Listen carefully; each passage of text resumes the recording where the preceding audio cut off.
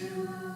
She's trying to bridge the gulf that stands between your God and you.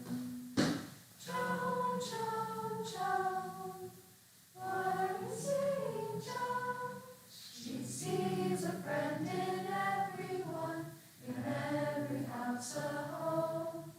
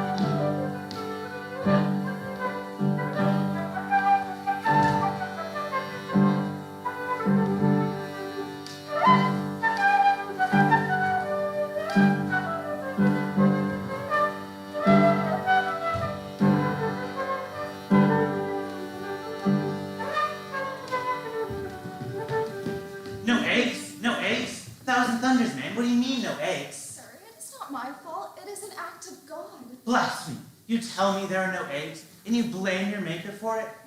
Sir, what can I do? I cannot lay eggs. You jest about it. No, sir. God knows. We've all had to go without eggs before, sir.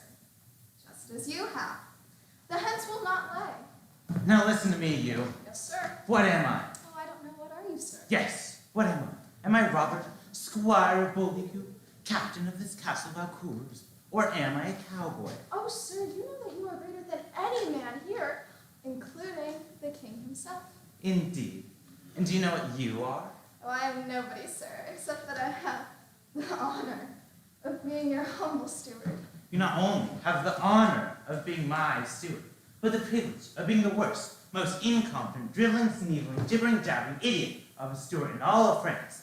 I'll give your neck a turn if you dare tell me when I ask you how many eggs there are that you cannot lay in. Oh, sir, oh, No, sir. not oh, sir, but no, sir, no, sir. My 3 Barbary hens are the best layers in Champagne, and you come to tell me there are no eggs. Who sold them? I will kick you through this castle gate for a liar and a seller of my goods to thieves. Oh, and do not forget, the milk was short yesterday. Sir, I tell you, there is no eggs and there are no milk, and tomorrow there'll be nothing. Nothing? You'll steal it all from me? No, sir, nobody will steal anything, but there's a spell on us. We're bewitched. I'll show you to make a fool of me. Sir, I tell you that there is no eggs. There will be none, not if you kill me for it, as long as the maid is at the door. The maid? What maid? What are you talking about? The girl from Lorraine, sir. Do you mean to say the girl who had the impudence to come try to talk to me 2 days ago, and whom I had you send back to her father with my orders of giving her a good spanking, is still here? She is so positive, sir. Positive? Now I'll show you positive. No, sir, please. Well, stop being positive. It's quite easy. Any slut of a girl can do it. Sir, you cannot get rid of her by throwing me out. You see, you are so much more positive than I am, but so is she. You dog, you're afraid of her. No, sir, we're afraid of you. She puts courage into us. She is always praying, except when she's aiding the soldiers. Praying? I know a sort of girl who's always talking to the soldiers. She shall come, talk with me for a little bit. Hey, you there. Is it me, sir? Yes, you'll come up. Good morning, Captain Squire. Captain, who are armor and 2 soldiers, sent with the Dauphin. Those are my orders from my lord. Orders from your lord, and whom the devil may your lord be? Tell him I neither duke nor peer at his orders, as I am Robert, squire of Boldecue and captain of this castle. Tell him I take no orders except from the king. That is all right, sir. You see, my lord is the king of heaven. You're mad. Why didn't you tell me so, you blockhead? Sir, do not anger her. Give her what she wants. I shall assert myself. Please do so. The horse will cost 16 francs. This is a great sum of money, but I can save it on the armor. If I had a soldier's armor, that would fit me well enough. I'm quite hearty. I shan't need many men. The Dauphin will give me all I need to raise the siege of Orleans. To raise the siege of Orleans? Yes, that is what God is sending me to do. 3 men know we enough, as long as they're good ones. They have already promised to come with me. Polly and Jack. Polly? You impudent baggage. You dare call Monsieur the Plague Polly to my face? That's what his friends call him so, Squire. I did not know he had another name. It will be no trouble for you. I have arranged it. You are to only give the order. Well, I'd be damned. No, sir. God is very merciful. The blessed St. Catherine and St. Margaret, who speak to me every day, will intercede for you. Is this true about Polly? Yes, sir. And about Monsieur de Metz, too. You both want to go with her. Polly, come in here. And you, go wait in the courtyard. Right, sir. Go with you, dithering imbecile. But stay within call. I shall have her up here again. Please do so in God's name, sir. Think of those hens. They're the best layers in Champagne. Think of my boot and take your backs out of reach. Oh, come, Polly, sit down. Polly, I must talk to you about this girl you're interested in. You see, if you get her into any sort of trouble, make it me into no end of a mess. You see, I am her father's lord and responsible for her protection. So, friend or no friend, Polly, hands off her. I wouldn't soon think of the Blessed Virgin herself in that way, as of this girl. But she says you, Jack, and Dick have all offered to go with her. What for? You cannot tell me you took her crazy notion of going to Dauphine seriously, have you? They're pretty foul-mouthed and foul-minded down there in the guardroom, but they have stopped swearing before her. There is something about her, and maybe with trying. Oh, come on, Paul. Common sense was never your thing. But this is too much. If we had any common sense, we'd have joined the Duke of Burgundy and the English king. She's the last card left to play, a better player than her up the game. Polly, if you were in my position, would you really let a girl like this do you out of 16 francs for a horse? I will pay for the horse. You will? Yes, I'll back my opinion. You will really gamble on a forlorn hope to a tune of 16 francs. It is not a gamble. Then what is it? It is a certainty. You're as mad as she is. We need a few mad people now. Look where the sane ones have gotten us. Do you think I ought to have another talk with her? Yes, Joan? Let's go, Polly. Come on, come in. Jack will go have the horse. Oh, fine. Oh, please sit. So, what is your name, girl? Joan, the soldiers call me the maid. Okay, Joan. How old are you? 17. And when you said that St. Catherine and St. Margaret talk to you every day, what did you mean? They do. They do? What are they like? I cannot tell you. They have not given me leave. But they talk to you like how I'm talking to you? No, it is quite different. I cannot tell you. You mustn't talk to me about my voices. Your voices? Yes, your voices tell me what to do. They come from God. They come from your imagination. Yes, that is how the messengers of God come to us. Checkmate. Relax. And God says you are to raise siege Orleans. And to crown the Dauphin. Anything else? Not at present. Thank you, Squire. I suppose you think raising siege is as easy as chasing a cow out of a meadow. Have you not seen the English soldiers fighting, burning, turning the countryside into a wasteland? Have you not heard tales of the Black Prince, blacker than the devil himself? Do not be afraid, Robert. Damn you, I'm not afraid. You do not understand. Our soldiers are always being beaten because they're fighting only to save their own skin. And the quickest way to save your own skin is to run away. They are thinking only of the money they'll make from ransom. It is not kill or be killed or some, but pay or be paid. But I will teach them all to fight, that the will of God may be done in France. And then you and Polly will live to see the day when there's not a single English soldier on the holy earth of dear France. And there will be but one king, not the feudal English one, but God's French one. Okay, sit down and do not interrupt me before I have time to think. Right, sir. You were to go to Chinon with this man and 3 of his allies. Squire, your head is full of circles like light like a saint's. How is she to get into the royal presence? Well, I don't know. How did you get into my presence? And the dress. I have a soldier's dress. Do what you want. I don't care. Come, Polly. Polly, I'm taking a big chance with you, but as you say, there's something about her. Yes, goodbye. Sir, sir, Oh, what now? sir, the hens are laying like mad. 5 dozen eggs. 5 dozen eggs. Oh my God, she did come from God.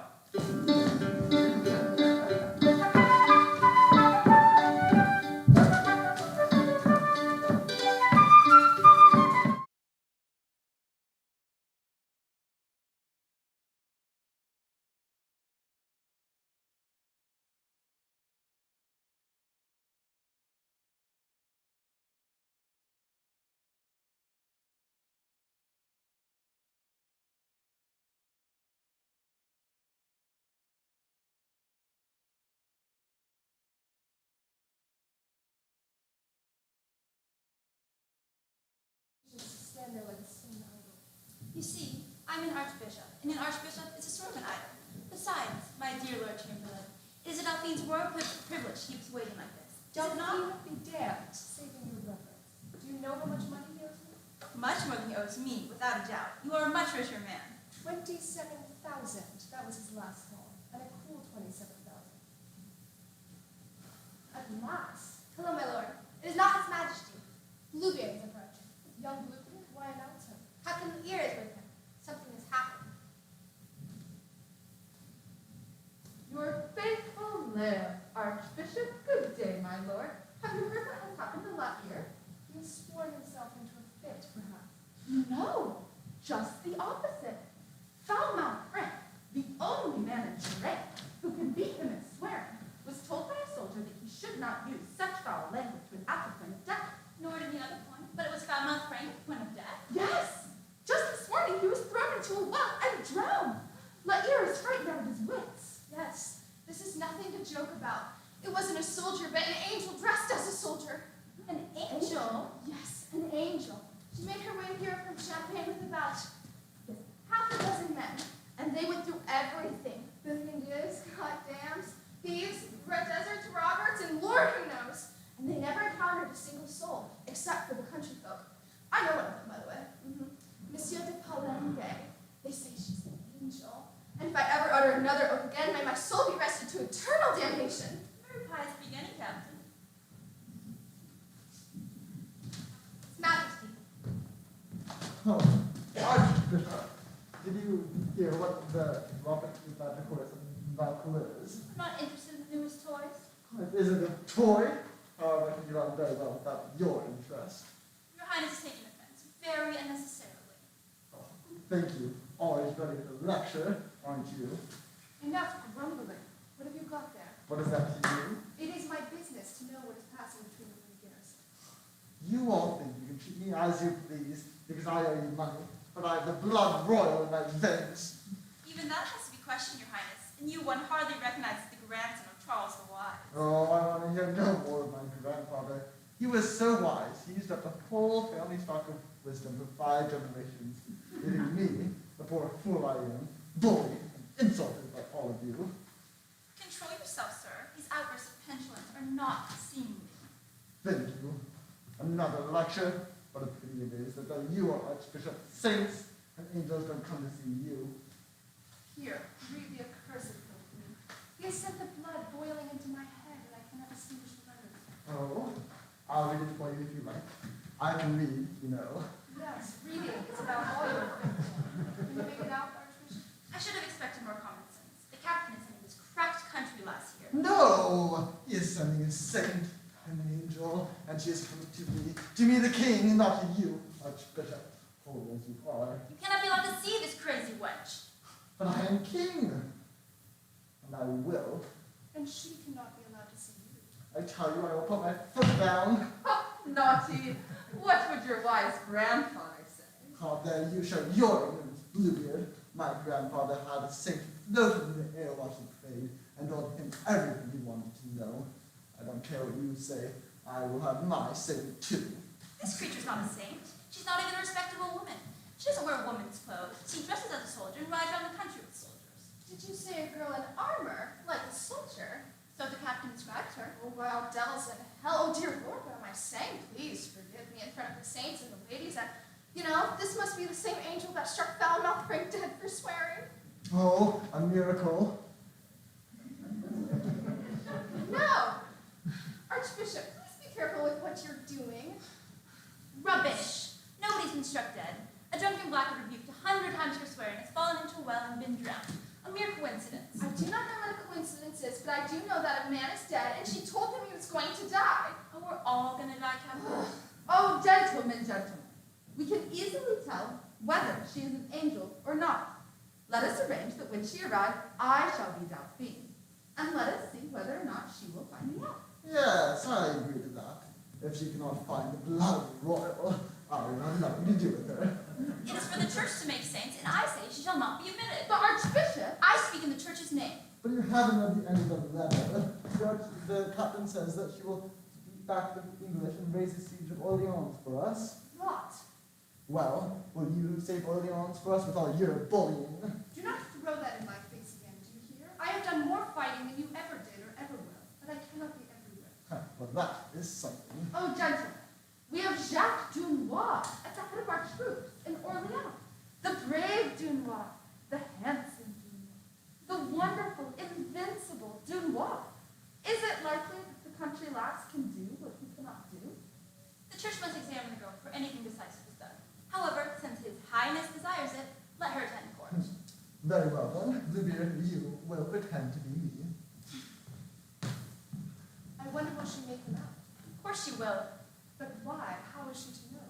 She'll know what everybody else knows. That Delphine is the worst dressed, meanest looking figure in court. And that Bluebeard is a man with a blue beard. I never thought that. You're not so accustomed to miracles as I am. It is part of my profession. But that would not be a miracle at all. Well, why not? Well, come, what is a miracle? A miracle, my friend, is an event which creates faith. That is the purpose and nature of miracles. They may seem very wonderful to those who witness them, but are very simple to those who create them. That does not matter. As long as they confirm or create faith, they are true miracles. Even when they're frauds, do you mean? Frauds deceive. An event which creates faith does not deceive. Therefore, it is not a fraud, but a miracle. Well, I suppose you're right, as you're an archbishop, but I am no churchman and don't understand these matters. You're not a churchman, no, but you're a diplomatist and a soldier. Could you make our citizens pay war taxes? Could you make our soldiers sacrifice their lives so they knew what was really happening opposed to what they thought was happening? No, by Saint Denis, the fat would be in the fire before sundown. Well, would it not be quite easy to tell them the truth? Man alive, they wouldn't believe it. Just so. Well, the church must rule men for the good of their souls, as you have to rule them for the good of their bodies. And to do that, one must do as I do and nourish their faith by poetry. The Duke of Vendôme presents Joan the Maid to His Majesty.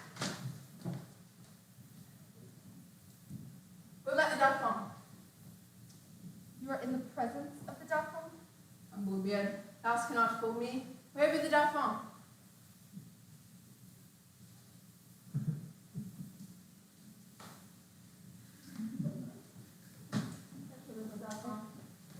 I'm sent to you to drive the English out of Orleans from France, and to crown thee in Rome's cathedral, where all the true queens of France are crowned. You see, all of you, she knew the blood royal. However, if you want to see me crowned at Rheims, you must talk to the Archbishop, not to me. There he is. Oh my Lord, I am only a poor country girl. You are filled with the blessedness and glory of God Himself. You will touch me with your hand and give me His blessing, won't you? Oh, the old fox blushes. Another miracle. My child, you are in love with religion. Am I? Never thought of that. Is there any harm in it? There is no harm in it, but there is danger. There's always danger except for in heaven. My Lord, you give me such strength and courage. It must be a most wonderful thing to be an archbishop. Gentlemen, my love is rebuked by this maid's faith. I am, God help me, all unworthy. But your mirth is a deadly sin. Oh, my Lord, we were not laughing at you, but at her. What? Bluebeard, this maid prophesies that the blasphemer should be drowned in sin. I prophesy now that you'll be hanged in yours, because you do not learn when to laugh and when to pray. Oh, my Lord, I stand rebuked. But I don't follow good. Now, my Lord, listen this silly folk's voice. Let me speak to the Dauphin alone. Come, gentlemen, this maid comes with God's faith, and must be obeyed.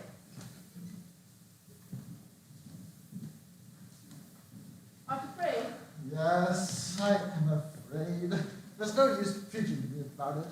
It's all very fine with those big men with their heavy armor and their swords that can hardly lift.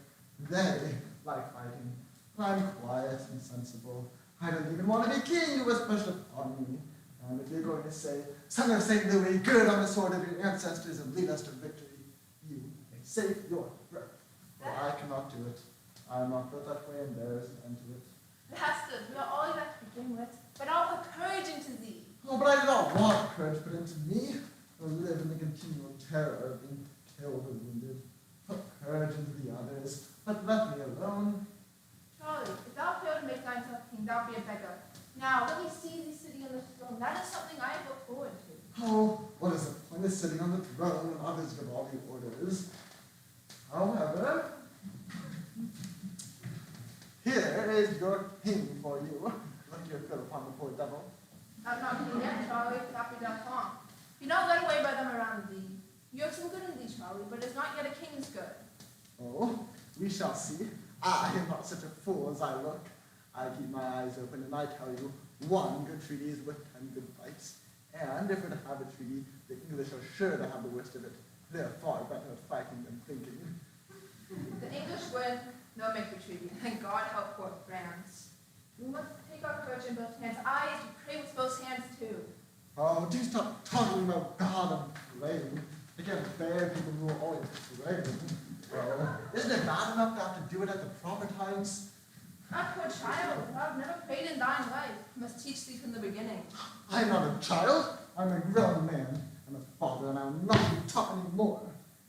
You have a little son. He will be Louis XI when you die. Will you not fight for him? No! A horrid boy. He hates me. He hates everybody. A selfish little beast. Well, I don't want to be bothered with children. I don't want to be a father. I don't want to be a son, especially a son of St. Louis. I don't want to be any of these fine things that you all have your heads full of. I want to be just what I am. So why can't you mind your business and let me mind mine? Minding your own business is like minding your own body. It is the quickest way to make yourself sick. Now, I have a message from thee from God, and you must listen to the heartbreaking terror of it. Oh, I don't want any messages, but can you do any cures? Can you tell me any secrets? Can you turn lead into gold or anything of that sort? I can turn thee into a king in Rome's cathedral. But that is a miracle that takes some doing, it seems. But if we go to Rheims and have a coronation, and we'll want new dresses. I can't afford that. I'm all right as I am. As you are. And what is that? Less than my father's poor shepherd? Thou art not lawful owner of thine land, till thou be consecrated. Oh, but I'd not be the lawful owner of my own land anyhow. Let the consecration pay off my mortgages. I have pledged my last acre to the archbishop. I owe money even to Bluebeard.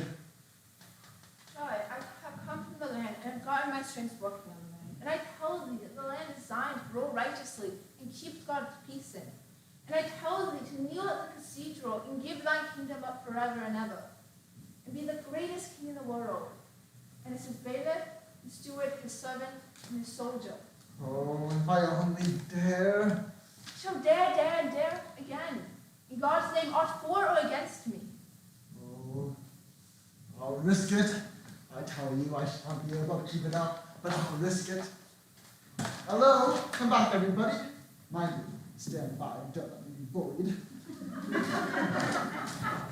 Oh, now I'm in for it. I have given the command of the armies to the maid.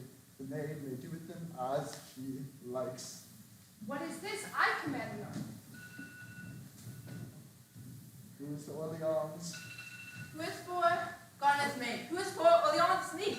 Yes, to Orleans! To Orleans!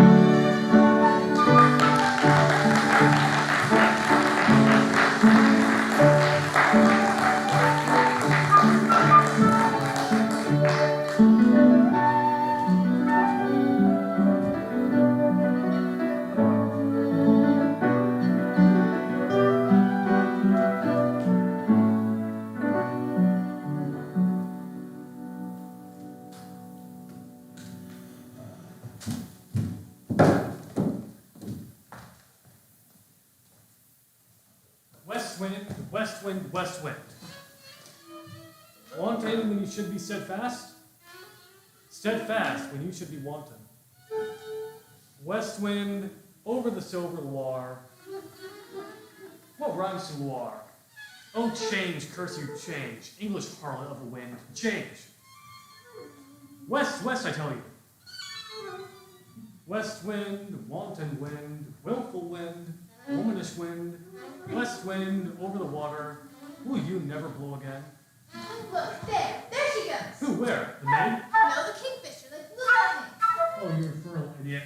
I have half a mind to pass you to the river. It's frightfully jolly, that flash of blue. Look, there goes Nala. Where? Passing the reeds. Ah, I see. It's amazing, that flash of blue. I wish I could catch one. If I catch you trying to trap one, I'll put you in a cage yourself and teach you what it feels like. Halt, who goes there? The maid. Oh, let her pass. Be the best of Bouillon? I am. Are you Joan the maid? Sure. Where are your troops? Miles behind. They have cheated me. They brought me to the wrong side of the river. I told them to. Why did you? The English are on the other side. The English are on both sides. But Orleans is on the other side. We must fight the English there, which is the way to the bridge. Oh, you are impatient, maid. Is this any time for patience? Our enemy is at our gates, and we stand here doing nothing. You know, if we win straight to the gates, we should make very good knights for storybooks, but it's no way to command an army, you know. Come, let me begin to make a real soldier of you. You see those two forts on the other side of the bridge?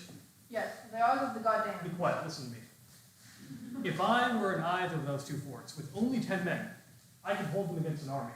The English have more than 10 times 10 gun-ams in those forts to hold them against us. But God did not give me the land under those forts. I will take those forts. Single-handedly? Our men will take them. I will lead them. Not a man will follow you, you must know. I would not look behind me to see whether anyone is following. Good. You have the makings of a soldier in you. You are in love with war.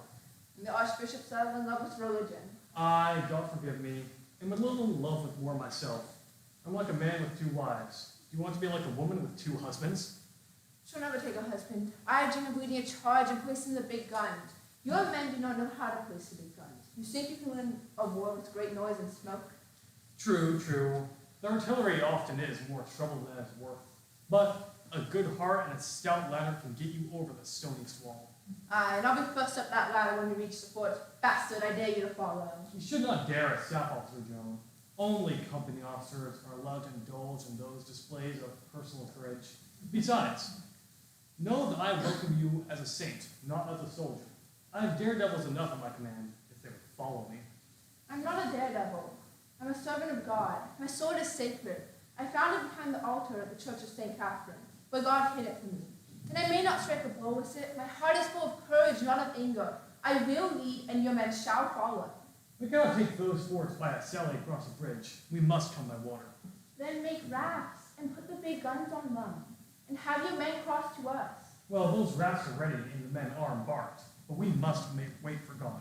What do you mean? God is waiting for them. But let him send a west wind then. I've prayed for a west wind and gotten no answer. You may get one if you pray. You are young and innocent. Come, let's go to the church to pray. Yes, I'll tell St. Catherine. God bless you, child. Ambassador. Yes, mademoiselle. What is it? The kingfisher? The kingfisher whale. No, the wind. The wind, that's a famous piece. Well, the wind has changed. God has spoken. You are in command of our armies. You dare me to follow. Dare you lead us? Yes, set my foot up on the ladder and say, up, Joan. For God and Saint Denis. The maid, God is the maid.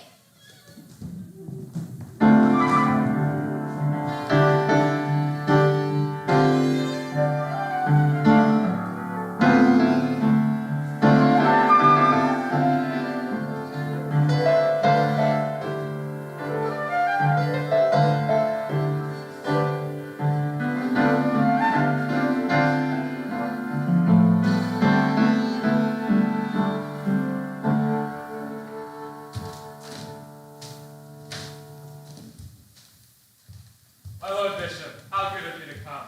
Allow me to introduce myself. Richard de Beauchamp, Earl of Warwick, at your service. Your lordship's fame is well known to me. This Reverend Cleric is Master Jean de Governor. Please do me the honor to be seated. Well, my lord, you find us in one of our unlucky moments. Charles is to be crowned at Reims, practically by the young woman from the reign, and I must not deceive you nor flatter your hopes. We cannot prevent it. I suppose it will make a great difference in Charles's position. Undoubtedly, it is a masterstroke of the maids. We were not fairly beaten. No Englishman is ever fairly beaten. Our friend here takes the view that the young woman is a sorceress. It would, I presume, be the duty of your reverend lordship to denounce her to the Inquisition and have her burnt for that offense. If she were captured in my diocese, yes. Just so. Now, I suppose there can be no reasonable doubt that she is a sorceress. Not the least. An errant witch. We are asking for the bishop's opinion, Mr. Jean. We shall have to consider not merely our own opinions here, but the opinions, the prejudices, if you like, of a French court. A Catholic court, my lord. Catholic courts are composed of mortal men, however sacred their inspiration and function may be. And if the men are French, as modern fashion calls them, I'm afraid the bare fact that an English army has been defeated by a French one will not convince them that there is any sorcery in the matter. Not when the famous Sir Talbot himself has been taken prisoner and actually defeated by a drag from the ditches of Lorraine. Sir John Talbot, we all know, is a fierce and formidable soldier, monsieur, but I have yet to learn that he is an able general. And though it pleases you to say that he has been defeated by this girl, some of us may be disposed to give a little of the credit to Dunois. The bastard of Orleans. Let me remind. I know what you are going to say, my lord. Dunois defeated me at Montague. I take that as evidence that he is a very able commander indeed. Now, your lordship is the flower of courtesy. I admit, on our side, that Talbot is a mere fighting animal, and that it probably served him right to be taken at Pate. My lord, this woman had her throat pierced by an English arrow and was seen to cry like a child from the pain. It was a death wound, yet she fought all day. When our men had repulsed all her attacks, like true Englishmen, she walked to the walls of our fort, holding a white banner in her hand, and our men were paralyzed and could neither strike nor shoot. Was the English fell on them, the French fell on them and drove them onto the bridge, which immediately burst into flames, letting them down into the river. Was this your bastard's generalship, or were those flames the flames of hell conjured up by witchcraft?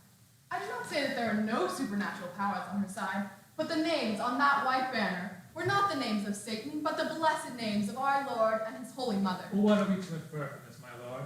Has the maid converted you? If she had, my lord, I should have known better than to have trusted myself here within your grasp. Oh, my lord. If the devil is making use of this girl, and I believe he is. You hear, Mr. John? I knew your lordship would not fail us. Pardon my interruption. Please proceed.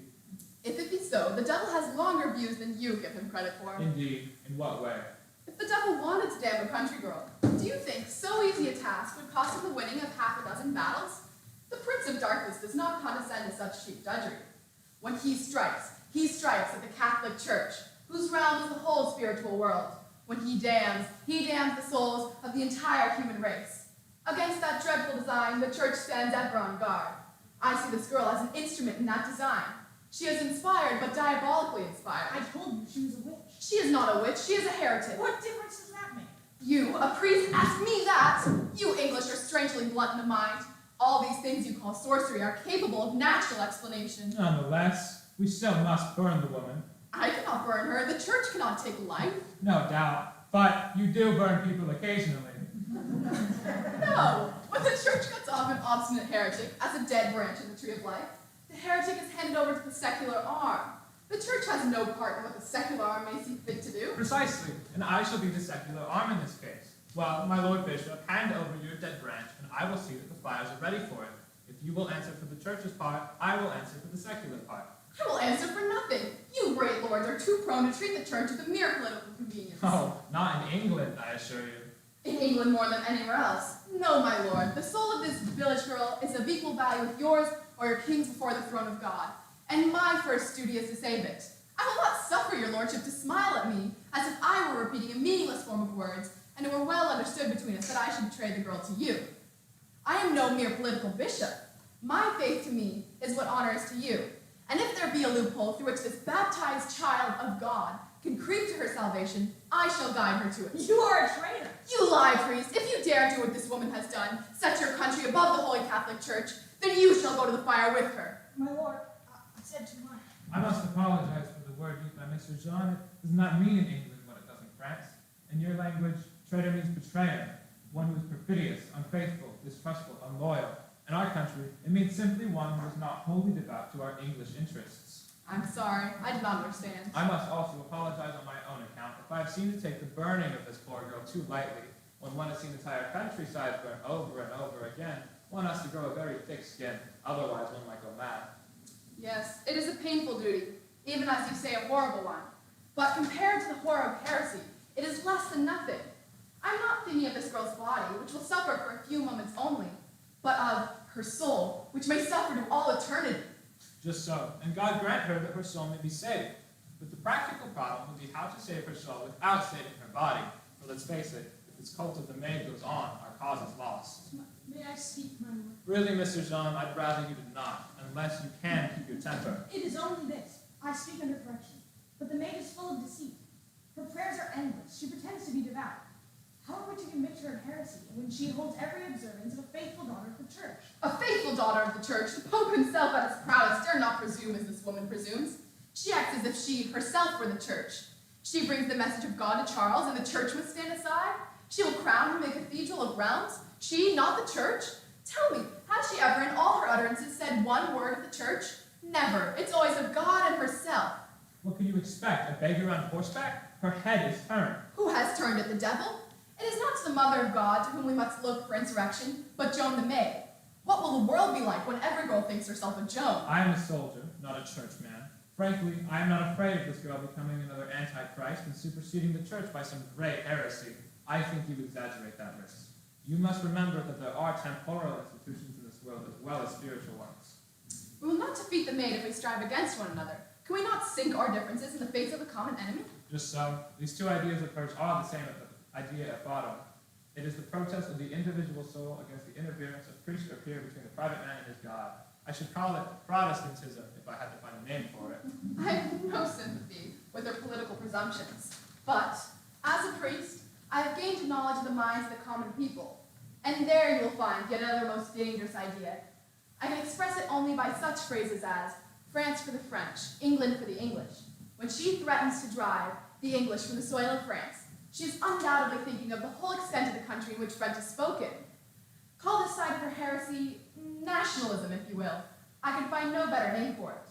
But I can only tell you that it is essentially anti-Catholic and anti-Christian, for the Catholic Church knows only one realm, and that is the realm of Christ's kingdom. Divide that kingdom into nations, and you dethrone Christ. Dethrone Christ, and who will stand between our throats and the sword? The world will perish in a welter of war. Well, if you will burn the Protestant, then I will burn the nationalist. But perhaps I shall not carry Mr. Jean with me there. England for the English will appeal to him. England for the English goes without saying. But the woman is a rebel, and that is enough for me. She rebels against the church by her damnable league with Satan and his evil spirits. She rebels against nature by wearing men's clothes and fighting. Let her perish. Let her burn. Let her not infect the whole flock. It is expedient that one woman die to protect the people. My lord, we seem to be agreed. I will not imperil my soul. I will uphold the justice of the church. I will strive to the utmost for this woman's salvation. I am sorry for the poor girl. I do hate these severities. I will spare her if I can. I will burn her with my own hands. Sancta Simplicitas.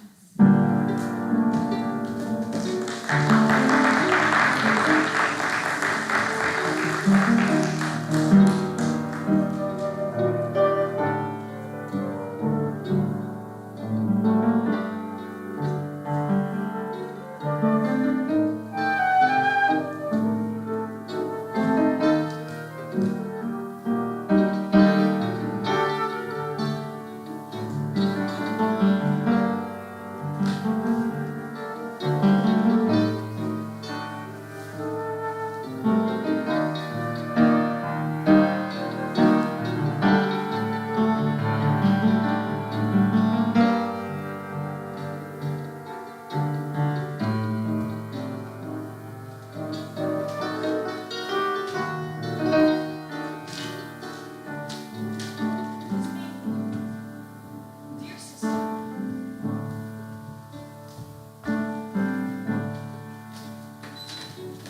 there is nothing grievous, nothing free from dirt, not shameful, not dishonored that I have not seen. For the curse on Oedipus we have suffered much. Because we are his daughters, we took what came as we, in public and in private, hurt and humiliation, but this I cannot take. Have they told you the new decree of our King Creon? No, I've heard nothing.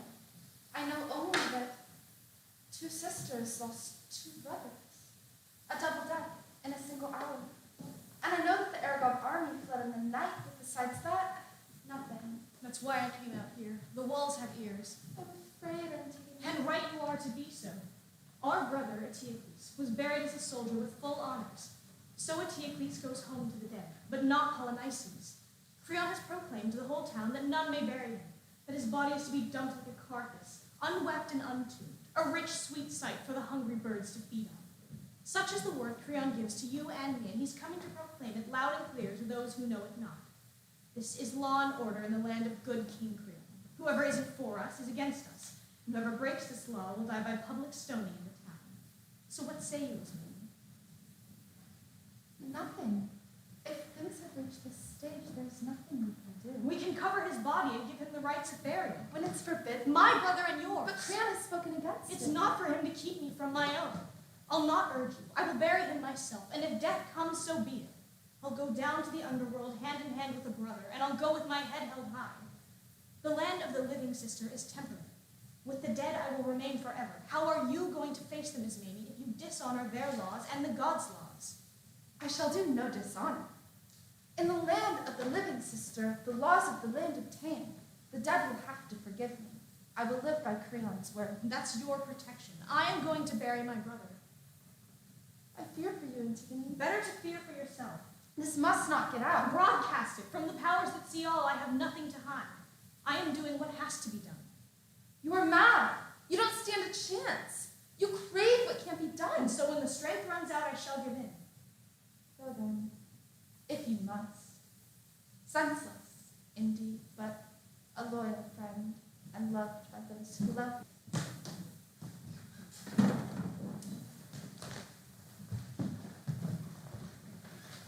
Glory be to brightness, to the gleaming sun, shining guardian of our 7 gates. Burn away the darkness, dawn on Thebes. Gather the city you have saved from destruction. Creon's a new glory be to brightness, to the gleaming sun. Creon's a new king, but he's right for the city at this moment. Let's see what's on his mind. My friends, the very gods who shook this state have set it straight again. We have entered calmer waters. So, my friends, well done. You've been a loyal crew. You stood by Oedipus when he was at the helm, and when his son stepped in to take his place, you stood by them as well. But now they're gone. Two brothers splashed red with each other's blood, and I, as next of kin, am next in line. I realize, of course, that no ruler can expect complete loyalty from his citizens.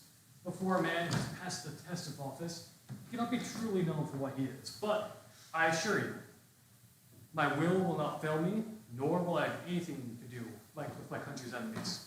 Solidarity, my friends, is what we need. The safety of our state depends on it. As such, I'm making the following decision concerning the sons of Oedipus. Eteocles, who died as a man should die fighting for his country, is to be buried with full military honors. But his brother Polynices, who came back against his own city with fire and sword, whose only thought was to spill the blood of his blood and to sell his own people into slavery, Polynices, I say, is to have no burial. No man is to say the least prayer for him, and he shall die on the plain unburied. This is my command. As long as I am king, no traitor will receive equal footing with loyal citizens. This resolution, Creon, is your own. You can make such rulings about the living and the dead now. This is my will, and you are my agents. Now go do your part as guardians of this law. Younger men would be better for that job. All sentinels and guards have already been appointed to watch that corpse. I mean, of course, you should provide no support to anyone who tries to break this law. Only a fool is in love with death. And death it would be. But I've known men ruined by the lure of profit. My lord, I wouldn't exactly say I was panting to get here. Far from it. I was more turning my back. My mind kept saying many things to me like, fool, why are you halting? And if Creon finds out from someone else, then what? And so, when all was said and done, there was only one thing to do. Get it here, get it over with, and get it done. What are you saying? What brings on this gloom of yours? First, I'd like to tell you about myself. I didn't do it. I see who did it. And so in all fairness, I shouldn't be blamed for it. Then get out, as you say, and get this over with. All right, so I'll tell you. Somebody left the corpse just now. The burial all accomplished. Ritual all complete. What do you mean? What man would dare do this? That, for the life of me, I cannot tell. The doer left no sign, There wasn't so much as a single scrap left on the ground. When the first fellow on the day shift showed us, we were all sick with wonder. Who had done such a thing? The corpse had actually disappeared, but then, it turns out, it was just hidden under a thick coat of dust, as if somebody treated it, just to be on the safe side. There wasn't so much as a scrap, a tear in the body, so it could have been the wild animals or the dogs. And then, a fight broke out. One man shouting at the other, ready to fight and prove his innocence. We could not tell. There was no one there to stop us. We each had done it. Nobody had done it. And so it was to prove it on him. We could not tell. And then one fellow spoke, whose words made our heads droop low to the ground and made us all go silent. It could not be denied. Creon had to be told. But who would do that? Nobody wanted to do that. And so we drew straws, and I was the lucky man.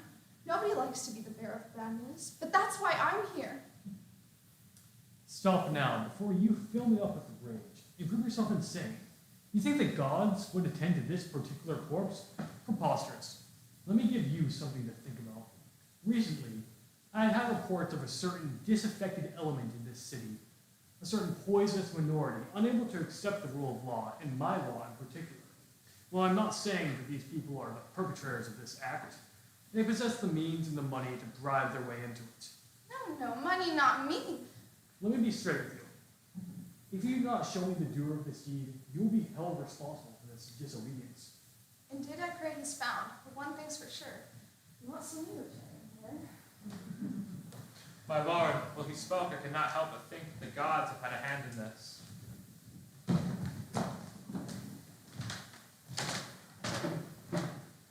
Many the wonders of the world, but none more wonderful than man.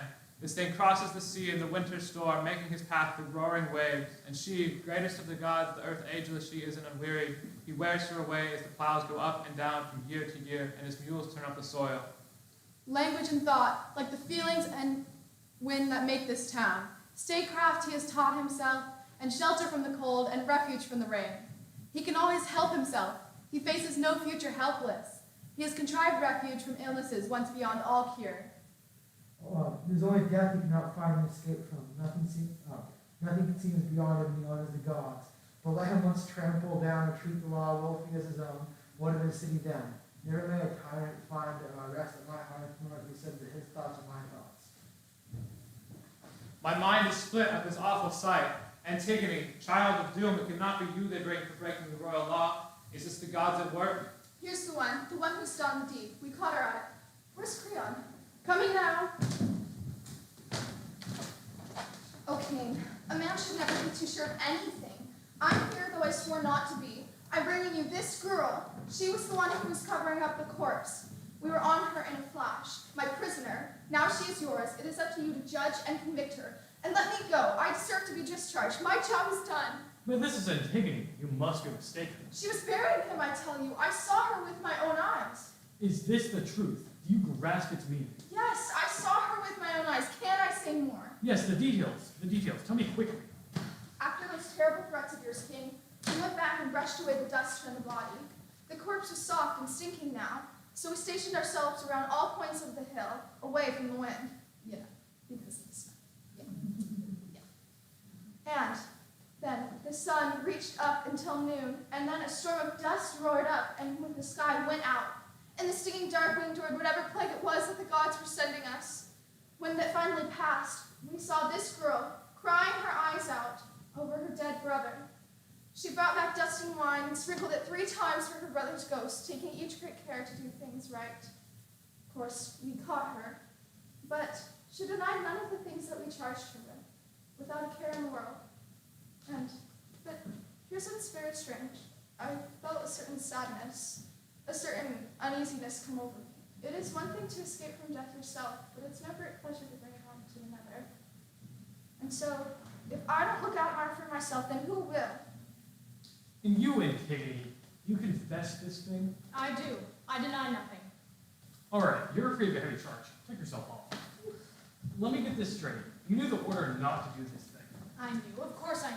The word was plain. And then you still dare to defy these laws? It was not Zeus who made that order, nor did that justice who lives with the gods below mark out such laws to hold among mankind. Not now nor yesterday. They have always been, and no one knows their origin in time. So not through any man's proud spirit would I be likely to neglect these laws and take upon myself the gods' sure pleasure. I knew that I must die, even without your warning. So for me to meet this fate now, no grief. But had I let that corpse, my mother's son, dead and unburied, I'd have cause to grieve as now I grieve not. You may think my acts are foolishness, but it may well be that it is a fool who convicts me of folly. Like father, like daughter, both headstrong and deaf to reason, she has never learned to yield. These rigid spirits are the first to fall. The inflexible heart breaks first, the toughest iron cracks first, and the wildest horses bend their neck at the pool of the smallest curb. This girl is guilty of a double insolence, breaking the given crime and bragging about it. She has brought this execution upon herself, and I charge Ishmael too. She's sharing the plain of this burial. Bring out Ishmael. Do you want more than my arrest and death? No more than that. That is all I need. Why do you wait then? Nothing you say fits with my thought. I pray it never will. I never did a nobler thing than bury my brother Polynices. All these would say the same did fear not mute them. None of these others see the case that way. They see and do not say. You have them cowed. And you are not ashamed to think alone? No, I'm not ashamed. When was it shame to serve the children of my mother's womb? It was not your brother who died against him then. Full brother on both sides, my parents' child. Your act of grace in his regard is crime.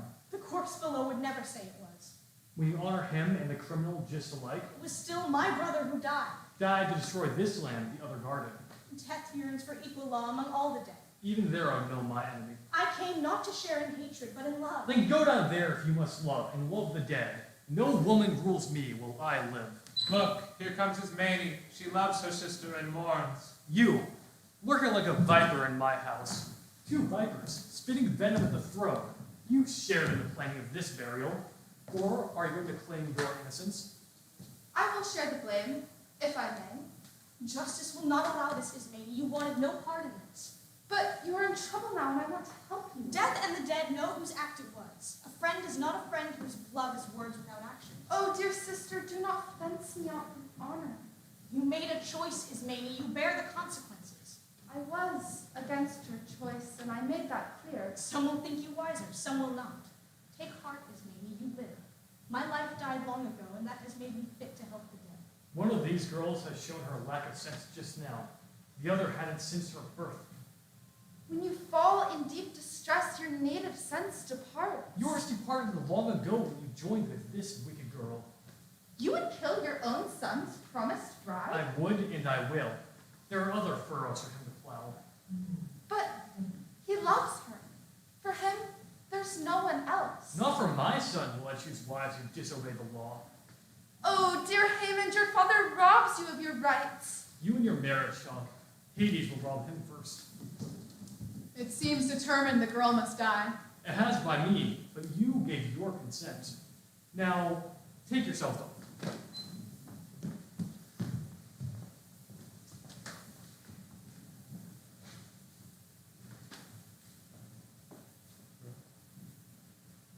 Nothing outwits you and nothing ever will. You cannot be lulled by sleep or slowed by time. No good fortune comes to mortals that isn't paid for on the coin of pain. Look, here's Haman, your one surviving son. Does he come in grief at the fate of his bride? Hello, my son. Have you heard of the vote that condemned your bride? Have you come here maddened against your father? Or are we still friends, no matter what I do? Father, you keep me straight with your good judgment, which I shall ever follow. Nor shall a marriage come more with me than your kind leading. That's my good boy, Haman. It is right for a son to heed to his father's wishes. It is for this that men pray for households filled with dutiful, obedient sons who listen to their father's orders. Obedience is a virtue. It is not for a man to live without his obedience. And I will not let myself be called weaker by some disobedient woman. I will not be beaten by womankind. Father, God has given men reason, the only sure possession that we have. I cannot find words to claim there is an error in your wise remarks, but because I am your son, I must keep watch on all men's doings where it affects you. I've heard them say how this whole town is grieving for this girl, unjustly doomed to die for glorious actions done. Believe me, Father, nothing means more to me than your good name. So please, I ask you to reconsider. Nobody can be sure they are always right. A wise man is never afraid of learning more. So do not swallow your pride and anger and allow yourself to change. Young as I am, if I may give advice, I would say it would be best if all men were reborn with perfect wisdom. Sadly, this is not the world we live in, so it can be no dishonor to you to listen to others when they speak good sense. At my age, I'm to school my mind by yours? Your instructor is my master then? I urge no wrong. I'm young, you should watch my actions, not my years to judge me. A loyal action to respect disorder? I would not urge respect for such wickedness. Oh, you don't think that she is sick with that disease? Your fellow citizens maintain she's not. Is the town to tell me how I ought to rule? There, you speak just like a boy yourself. Am I to rule by any mind but mine? No city is the property of a single man. But custom gives possession to the ruler. Then you'd rule it dead, beautifully alone. It seems he's firmly on the woman's side. If you were a woman, it'd be you I'd care for. Wicked, to try conclusions with your father. When you conclude unjustly, so I must. Is it unjust to respect my office? When you tread down on God's due, respect is gone. Your whole long argument is but for her. And you, and me, and for the gods below. You will never marry her while she's alive. Then she shall die. Her death will bring another. Your boldness has made progress. Threats indeed. No threat to speak against your empty plan. Long past due, or sharp lessons for your empty brim. If you were father, I should call you mad. Oh, don't flatter me with father, you woman slave. You always wish to speak, but you never wish to hear. By Olympus, you shall not revile me with these tauntings and go free. Bring out that hateful creature. She shall die. Close at her bridegroom's side. She shall not die in my sight, and you will never lay eyes upon my face again. You'll find other friends to rave with after this. Look, he is gone with all the speed of rage. When a man is grieved, his mind is hard. Oh, let him go. In any case, the girls will not escape. You planned for both the punishment of death. Not she who did not do it. You are right. And what death have you chosen for the other? Deep in the rocks, where no one goes. There's a path leading to a cave. There she shall be put, with enough food and water to ward off any blood guilt from the city. In there she can pray to her god of death, the only god that she respects. And if he manages to save her, so be it. Love that can't be withstood. Love that scatters fortunes. Love, you rule your power over mortal and immortal. Love plays havoc in heart and home. Love, here, now, in this tormented house, you are letting madness loose. Eternal, sexual, smiling, the goddess Aphrodite is irresistible. Love mounts the throne of law. But look, I see Antigone depart to the chamber where all men sleep. Men of my father's land, you see me go, my last journey.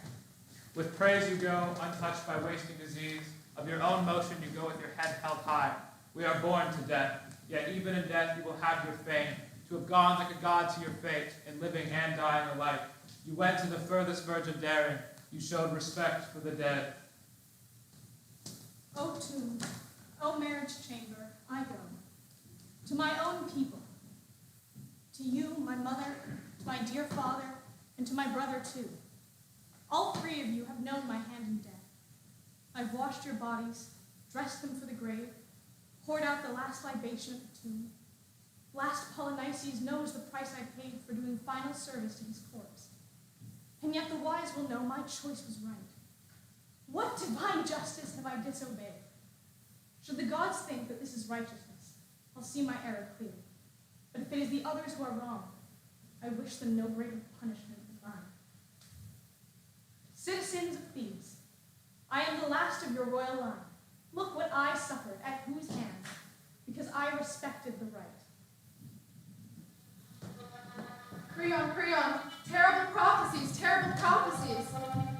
The gods are displeased. Tiresias said, if you don't free Antigone from that rocky house and bury Polynices, who lies in readiness, the fury sent by Hades will even you with your victims. I'm beaten. Fate has the upper hand. My order is reversed. I know it must be done. I should have kept established laws.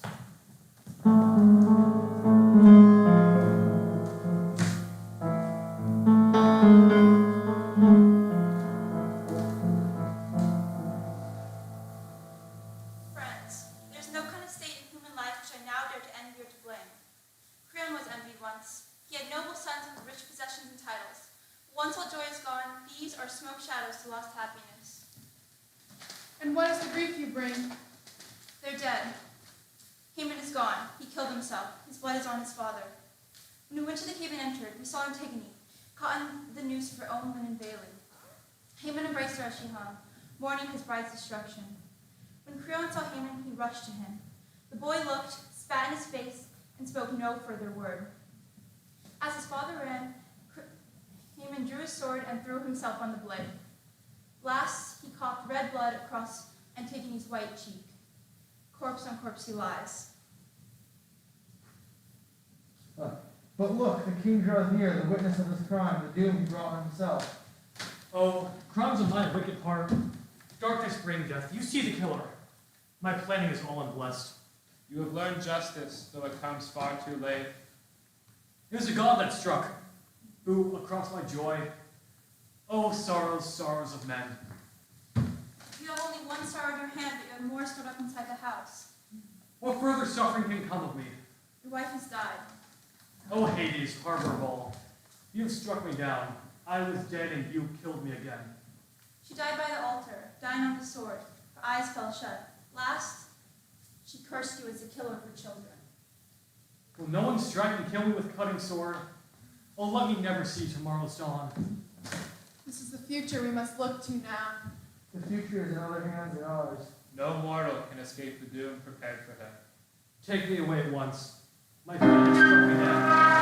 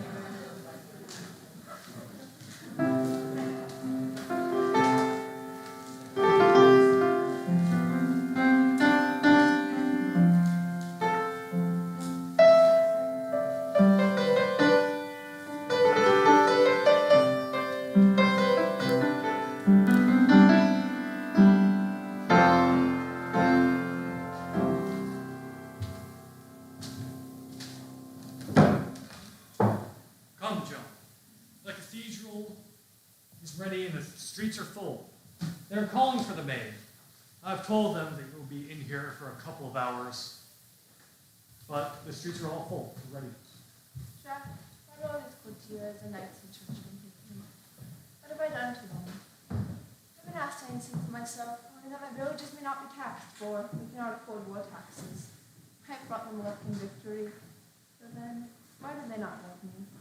Simple, son. Do you expect stupid people to love you for showing them up? Do blundering old military dugouts love the ambitious young captains who supersede them? Do stodgy old politicians love the high climbers who take the front seats from them? Why, I'd be jealous of you myself, were I ambitious enough. The world is too wicked for me, Jack. The goddamned and the Ghanaians do not make men of me. The English. Oh.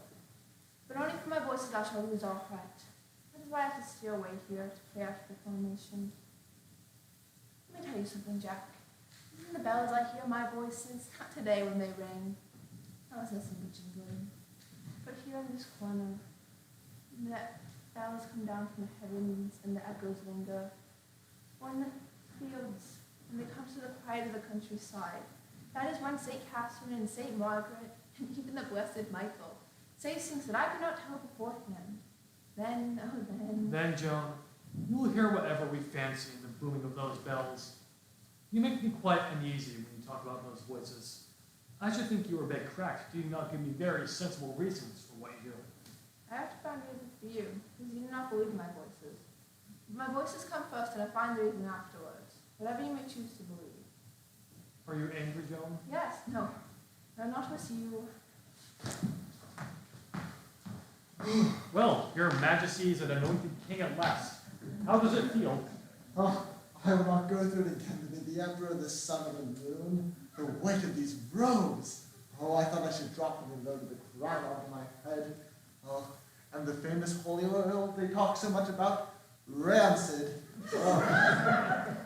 I fear for the archbishop. He must be nearly dead. His robes weigh a ton. They're stripping him still in the vestry.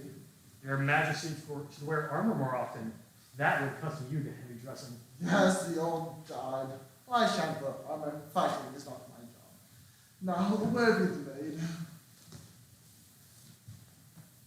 Sire, I have made you king. My work here is done. I'm going back to my father's farm.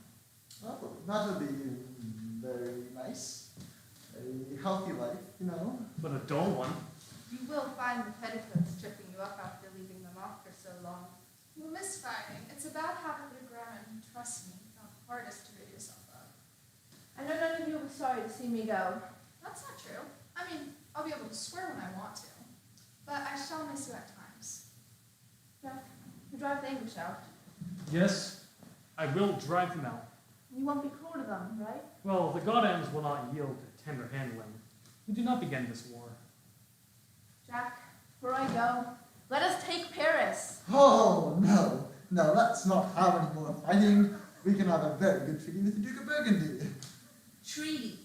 Yes, well, why not, now that I'm crowned and anointed? Oh, Archbishop, did you hear? The maid wants to start fighting again. Have we ceased fighting then? Are we at peace? Well, no, I suppose not. But let us be content with what we have. Let us make a treaty. Besides, our luck is too good to last, and now is our chance to stop before it turns. Luck. God has fought for us, and you call it luck? And you would stop when there's still English soldiers on the holy earth of dear France? Maid. The king addressed himself to me, not you. You forget yourself. You very often forget yourself. Then speak, and tell him that it's not God's will that he should take his hand from the plow. If I'm not so glib with the name of God as you are, it is I interpret his will with the authority of the church and my sacred office. When you first came, you respected that, and would not have dared to speak as you are now speaking. You came clothed in the virtue of humility, and and because God blessed your enterprises accordingly, you have stained yourself with the sin of pride. I'm not prideful. I only speak when I know I am right. How do you know you're right? I always know my voices. Oh, your voices. Your voices. Why don't your voices come to me? I am king, not you. They do come to me, but you have not sat in the fields listening to them. When they come, you cross yourself and are done with it. But if you sat, prayed from your heart and listened to the thrilling of the bells after they have rung, you would hear them as clear as I do. I tell you, we must take a dash of champignon, and then Paris will open its gates. And if not, we'll break through them. What is your crown without its capital? Yes, that's what I say too. We shall shoot through them like a hot shot through a pound of butter. What do you say, bastard? I say that if our cannonballs were as hot as your head, we should conquer the world, no doubt. We will never know when we are beaten. That is our great fault. You never know when you are victorious. That is your worst fault. I know what you think of us, General Joan. And never mind that. Tell them what you think of me. I think that God was on your side, for I have not yet forgotten how the winds change and how our hearts changed when you came to us. When I say as a soldier that God is no man's daily drudge, and no maid's either. At this point, the man who plays the war game best will win, if luck is on his side. I tell you, bastard, your art of war is no use, and your soldiers are no good for real fighting. It's only a game to them. Oh, not content with being Pope Joan, are you? You must be Caesar and Alexander as well? Pride will have a fall, Joan. Oh, whether it is pride or not, it is true, it is common sense. It is true. I mean, half of us are afraid of having our handsome noses broken off, and the others are still paying off our mortgages. Let her have her way, Dunois. She might not know much, but she does have a hold of the right end of the stick, and those who often know least about it make the best use of it. Oh, I know all that. And I know how many lies any move we make will cost, and if it is worth that cost, I will make it and pay that cost. But you see, Joan does not factor in that cost at all. She just goes ahead and trusts in God. She thinks that she has God in her pocket. And I say that one day, the English may capture Joan, and if that happens, the lucky man that does will receive 16,000 pounds from the Earl of Warwick. 16,000 pounds. Laddies, they would not offer that for me. Comes so much money in the world. There is in England. And now, let me speak for the army. If you are captured, as much as I cherish you as a companion in arms, you will not be worth more than one other soldier. You're right, bastard. I'm not worth one soldier's life, if God have me be in. My friends may think my work is my ransom to what God has done for her through me. Oh, I tell you, I have no money, and the coronation, which was all your fault, has cost me the last farthing I can borrow. The church is richer than me, and I put my trust in the church. Woman, they will drag you to the streets and burn you as a witch. Oh my lord, do not say things like that. It's impossible. I, a witch. Peter Gauchon knows his business. The University of Paris has burnt a woman for saying what you have done was well done and according to God. They cannot find a woman speaking the truth. They did. But you knew she was speaking the truth. You would not let them burn me. Well, how could I prevent them? You are a great prince of the church. I would go anywhere with your blessing to protect me. I have no blessing for you while you're proud and disobedient. How can you say I'm disobedient when I always obey my voices because they come from God? The only voice of God on earth is the voice of the church militant. All the voices that come to you are echoes of your own willfulness. It is not true. You tell the archbishop that he lies, and yet you say you are proud and disobedient. Take this as your last warning. If you perish through the setting of your private judgment over the instructions of your spiritual leaders, the church disowns you. The army will disown you and will not rescue you. His Majesty has told you that the throne has no means of ransoming you. Not a penny. You stand alone, absolutely alone, trusting your own ignorance, conceit, and headstrong presumption. We and only we can stand between you and the stake at which our enemies have burned the wretched woman in Paris. That is the truth, Joan. Heed it. You think you frighten me by telling me I'm alone. France is alone, and God is alone. And what is my loneliness before the loneliness of my country and my God? I see now that is where God has his strength, and it will be mine too. If they burn me, then I will go through the fire to their hearts forever and ever. And so may God be with me. Well, she is quite the woman, and I don't hate her. But what are you to do with such a character? As God is my witness, if she fell into the Loire, I would jump in full armor to fish her out. But if she plays the fool of Compiègne, I must leave her to her doom. Well, then you'd better chain me up too, for when the spirits rise in her like that, I can follow her to hell. She disturbs my judgment too, and there's a dangerous power in outbursts. But the pit is open at her feet, and for good or evil, we cannot turn her from it. Oh, if only she would keep quiet.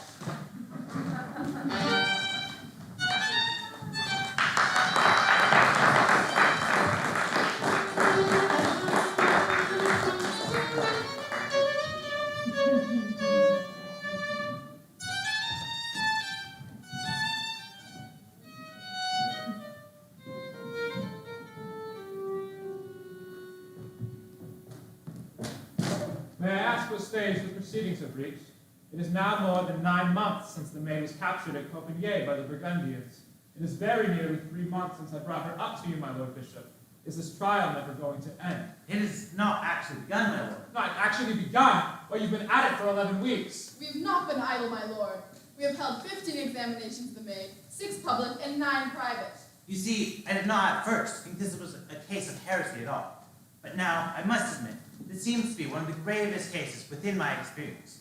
Therefore, everything is now in order, and we proceed to trial this morning. Well, that is good news, gentlemen. I will not attempt to conceal from you that our patience was becoming very strained. So I gathered from the threats of your soldiers to drown those of our people who favor the maid. Dear me, at all events their intentions were friendly to you, my lord. I hope not. I am determined this girl shall have a fair hearing. The justice of the church is not a mockery, my lord. Never has there been a fairer examination within my experience. Sir, I am the prosecutor, and it has been my painful duty to present the case against the girl. But, believe me, I would throw out my case today and hasten to her defense if I did not know that men far my superiors in learning and piety have been sent to reason with her, to explain to her the danger she is running and the ease with which it may be avoided. But we certainly do not share your pious desire to save the maid. In fact, I tell you now plainly that her death is a political necessity, which I regret but cannot help. If the church lets her You go... need not worry about the result, my lord. You see, I have an invincible ally in matter, one who is far more determined than you are that she shall burn. And who is this very convenient partisan, may I ask? Why, the maid herself. Unless you put a gag in her mouth, you cannot stop her from convicting herself 10 times over every time she opens it. It is true, my lord. The hair bristles on my head when I hear so young a creature utter such blasphemies. Well, by all means, do your best for her if you are quite sure it'll be of no avail. I should be sorry to have to act without the blessings of the church. It would be very good of your lordship to withdraw and allow the court to assemble. What scoundrels these English nobles are. All secular powers make men scoundrels. Good morning, Master de Stolkenberg, chaplain to the Cardinal of England. Of Winchester, I come to make a protest, my lord. Well, what is the matter? We have been at great pains to draw up an indictment of the maid on 64 counts. We are not told they have been reduced without consulting us. My lord, I am the culprit. I am overwhelmed with admiration for the zeal displayed within your 64 counts. But in accusing a heretic as in other things, enough is enough. Therefore, I have cut your 64 counts to 12. 12? 12 will, believe me, be quite enough for your purpose. I think it hard that all our work should go for nothing. It is only another example of the diabolical influence which this woman exercises over the court. Do you suggest that I am under diabolical influence? I suggest nothing, my lord, but it seems to me there is a conspiracy to hush up the fact that the maid stole the Bishop of Senlis' horse. This is not a police court. Are we to waste our time on such rubbish? My lord, do you call the bishop's horse rubbish? Heresy, gentlemen. Heresy is the charge we have to try. I am here as an inquisitor, not as an ordinary magistrate. So stick to heresy and leave the other matters alone. I agree with my colleague the Inquisitor that it is on the court of heresy that we now must proceed. But is there any great harm in the girl's heresy? Is it not merely her simplicity? Many saints have said as much as Joan. Brother Martin, if you've seen what I have seen of heresy, you do not think it's such a light thing. It begins always by a vain, ignorant person taking up judgment against the church and taking it upon themselves to be the interpreters of God's will. The devilish pride that has led her to her present peril has left no mark on her countenance. So you will see a diabolical pride and natural humility sitting side by side in a self-same soul. God forbid, gentlemen, that I should tell you to harden your hearts. Remember only that justice comes first. Have anything to say, my lord, before I proceed to trial? You have spoken for me and spoken better than I could. I do not see how any sane man could disagree with the word that has fallen from you. But we are confronted today, throughout Europe, with the heresy that sets up the private judgment of a single erring mortal against the considered wisdom and experience of the church, which will not be shaken by a naked madman, but may be brought to a barbarous ruin and desolation by this arch heresy, which the English commander calls Protestantism. Let the accused be brought in. Sit down, Joan. Why do you leave me in the hands of the English? I should be in the hands of the church. And why do you lock me up in my prison? Are you afraid I will fly away? Woman, it is not for you to question the court. It is for us to question you. When you were left unchained, did you not try to jump from a tower 60 feet high? If you cannot fly like a witch, how is it you are still alive? I suppose because the tower was not high enough. It grows higher every day you question me about. Why did you jump from the tower? Why would anybody leave a prison if they could? You tried to escape? And not for the first time either. If you leave the door to a cage open, the bird will fly out. That is a confession of heresy. I draw the attention of the court to it. If you are in the hands of the church, and you willfully take yourself out of its hands, you are deserting the church, and that is heresy. It's true, it's common sense. You hear, my lord, how reviled in the execution of my duty by this woman. The time for questions after she is sworn on the gospel. I've sworn as much as I will swear, and I'll swear no more. My lord, she should be put to torture. Do you hear, Joan? Has she been shown the instruments? She has seen them. They are ready. If you tear me limb from limb, until you separate my soul from my body, you'll get nothing out of it except what I've told you. Besides, I cannot bear to be hurt, and I'll say anything you like to stop the pain. But I'll take it back afterwards, so what is the use of it? There is much in that. We should proceed mercifully. But the torture is customary. It must not be applied wantonly. If the accused will confess voluntarily, then its use cannot be justified. But this is unusual and irregular. She refuses to take the oath. You want to torture the girl for the mere pleasure of It it? is customary. It is the law. It is always done. It will not be done today if it is not necessary. Let there be an end of this. I will not have it said that we proceeded on our forced confessions. We have sent our best doctors and preachers to this girl to exhort and implore her to save her soul in the body. I will not now have this executioner sent to thrust her into it. Your lordship is merciful, but it is a great responsibility to depart from the usual practice. Come, we are wasting time on trifles. Joan, I'm going to put the most solemn question onto you. Take care how you answer, for your life and salvation are at stake on it. Will you accept the judgment of God's church on earth? I'm a faithful child of the church. I will obey the church. You will? As long as it does not command anything impossible. She imputes to the church the error and folly of commanding the impossible. If you demand me to declare that all I've done and said, and all the visions and revelations I have had, were not from God, then that is impossible. And I would not declare for anything in the world. My lord, do you need anything more than this? Woman, you have said enough to burn 10 heretics. Will you not be warned? Will you not understand? If the church tells you that your revelations have been sent to you by the devil, will you not believe the church is wiser than you? I believe God is wiser than I, and if any churchman says the contrary, I shall pay him no mind. You do not know what you are saying, child. Do you want to kill yourself? Listen, do you not believe that you are subject to the God of church on earth? Yes, when have I ever denied it? Good. That means, does it not, that you are subject to our Lord the Pope, the cardinals, archbishops, and the bishops for whom his lordship stands here today? God must be served first. And you, not the church, are to be the judge? What other judgment can I judge for my own? Out of your own mouth you have condemned yourself. Dare you pretend, after what you have said, that you are in a state of grace? If I am not, may God bring me to it. If I am, may God keep me in it. That is a very good reply, my lord. Were you in a state of grace when you stole the Bishop of Senlis's horse? Oh, devil take the bishop's horse, and you too. We are here to try a case of heresy, and no sooner do we come to the root of the matter than we are thrown back by idiots who understand nothing but horses. Silence, gentlemen. In clinging to these small issues, you've become that woman's best advocates. What does the prosecutor say? Does he press these trumpery matters? I am bound by my office to press everything. I share the impatience of his lordship as to these minor charges. Only, with great respect, I must emphasize the gravity of two very horrible and blasphemous crimes that she does not deny. First, she has intercourse with evil spirits, and is therefore a sorceress. Second, she wears men's clothes, which is indecent, unnatural.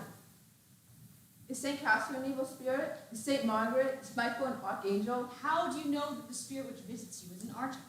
Does he not appear to you as a naked man? Do you think God cannot afford clothes for him? Well answered, Joan. It is, in effect, well answered. But no evil spirit would be so simple to appear to a young girl in a guise that would only scandalize her. Joan, the church instructs you that these apparitions are demons seeking your soul's perdition. Will you not take the word of the church? I accept the messenger of God. Wretched woman, I ask you again, do you know what you're saying? You wrestle in vain with the devil for her soul. Joan, we put off this impudent attire and dress as becomes your sex. I will not. The sin of disobedience, my lord. I was a soldier living among soldiers. I'm a prisoner guarded by soldiers. If I were to dress as a woman, they would think of me as one, and then what would become of me? I told you that I should be in the hands of the church, but instead you leave me night and day with the 4 soldiers of the Earl of Warwick. Do you want me to live with someone in petticoats? Have they kept a single promise to you? Can you not suggest to us one good reason why an angel of God should give you such shameless advice? Do you see that man that stands back there? A torturer? But the bishop said I was not to be tortured. You are not to be tortured. You've given everything that is necessary for your condemnation. That man is not only the torturer, he's the executioner. Executioner, come forward. Yes, master. Let the maid hear your answers to my questions. Yes, Are you prepared for the burning of a heretic this day? I am. Is the stake ready? It is, in the market. The English have built it too high for me to get near her and make the death easier. It will be a cruel death. But you're not going to burn me now. There are 800 English soldiers waiting to take you to the marketplace the moment the sentence of excommunication has passed the lips of your judges. You are a few short moments from that doom. Oh, God. Do not despair, Joan. The church is merciful. You can save yourself. What must I do? You must sign a solemn recantation of your heresy. My lord, you do not mean you are going to allow this woman to escape us. The law must take its course. We all know the law. I know there is no faith in a Frenchman. I know what my lord the Cardinal of Winchester will say when he hears of this. I know what the Earl of Warwick will do when he learns you intend to betray him. There are 800 men at the gates who will see to it that this abominable woman is burnt in spite of your teeth. Silence! Bethink you a moment of your holy offices, of what you are and where you are. I direct you. Sit down. I will not sit down. Master Inquisitor, this man has called me a traitor. So you are a traitor. You are all traitors. You've been doing nothing but begging this damnable witch on your knees to recant all through this trial. If you will not sit down, stand. I will not stand. My lord, here's the form of recantation for the maid to sign. Read it to her. Do not trouble. I'll sign it. Woman, you must know what you're putting your hand to. Read it to her, Brother Martin. We must all be silent. I, Joan, commonly called the maid, a miserable sinner, do confess that I have most grievously sinned in the following articles. I confess to the sin of sedition, to the sin of idolatry, to the sin of disobedience, to the sin of pride, and to the sin of heresy. I will remain in communion to our holy church and in obedience to our holy father, the Pope in Rome. All this I swear by God Almighty and in the holy Gospels, witness whereto I sign my name to this recantation. Come, child, make your mark. Now God be praised, my brothers. The lamb is returned to the flock, and the shepherd rejoices in her more than 99 just persons. We declare thee, by this act, set free from the dangers of excommunication in which thou stood. But because thou hast sinned most presumptuously against God and the Holy Church, we condemn thee thyself to solitary contemplation, in which thou wilt eat the bread of sorrow and drink the water of affliction to the end of thy earthly days in perpetual imprisonment. Perpetual imprisonment. Am I not yet to be set free? Set free, child? After such wickedness as yours? What are you dreaming of? Give me that writing. Like your fire. I think I read it as much as the light of a rat in a hole. Joan! Yes, my voices were right. They told me you were fools, and that I was not to trust your fine words nor trust your charity. You promised me my life, but you lied.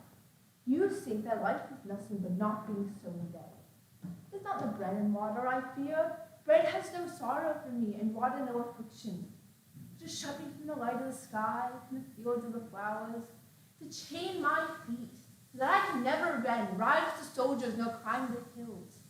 To make me breathe foul, damp darkness, and keep me from every sin that brings me back to the love of God, when your wickedness and foolishness tempts me to hate him. All this is worse than the furnace in the Bible that was fused 7 times. I could do without my war horse, drag about in the skirt. Could let the banners and the trumpets and the knights and soldiers pass me and leave me behind as I leave the other women. Only I could still hear the wind in the trees, and the larks in the sunshine. Blessed, blessed church bells that send my angel voices floating to me on the wind. Without these things I cannot live. By you wanting to take them away from me, from any human creature, I know that your counsel is of the devil, that mine is of God. Blasphemy! She's a relapsed heretic, obstinate, incorrigible, and altogether unworthy of the mercy we have shown her. I call for her excommunication. Light the fire, man. To the stake with her. If your counsel were of God, would he not deliver you? His ways are not your ways. He bid I go to the fire to his bosom, for I am his child. And that is my last word to you. We decree that thou art a relapsed heretic, Cast out from the unity of the church, sundered from her body, infected with the leprosy of heresy. a member of Satan. We declare that thou must be excommunicated. And now we do cast thee out, segregate thee, and abandon thee to the secular power. Admonishing the same secular power that it moderates its judgment of thee in respect to death and division of the limbs. Into the fire with the witch. No, this is irregular. The representative of the secular arm should be here to receive her from us. That man is an incorrigible fool. Brother Martin, see that everything is done in order? My place is at her side, my lord. You must exercise your own authority. These English are impossible. They will thrust her straight into the fire. Look! We must stop that. Yes, but not too fast, my lord. But there's not a moment to lose. We have proceeded in perfect order, but if the English choose to put themselves in the wrong, it is not our business to bring them to the right side. And who knows, a flaw in the procedure may be useful later on. That is true, but I suppose we must see this dreadful thing through. Oh, one gets used to it. It is a terrible thing to see such a young, innocent girl crushed between these mighty forces, the church and the law. You call her innocent? Oh, quite innocent. What did she know of the church and the law? She did not understand a word we were saying here. It is the ignorant who suffer. Come, we shall be late for the end. I shall not be sorry if we are. I'm not so accustomed as you. Oh, am I interrupting? I thought that it was all over. Oh, do not go, my lord. It is all over. We have proceeded in perfect order, but the execution is out of our hands now. So by your leave, let me go. There's some doubt whether your people have observed the forms of law, General. I am told there is some doubt whether your authority runs in the city, my lord. It is not in your diocese. However, if you will answer for that, then I will swear for the rest. It is to God we both must answer. Good day. My lord, good day.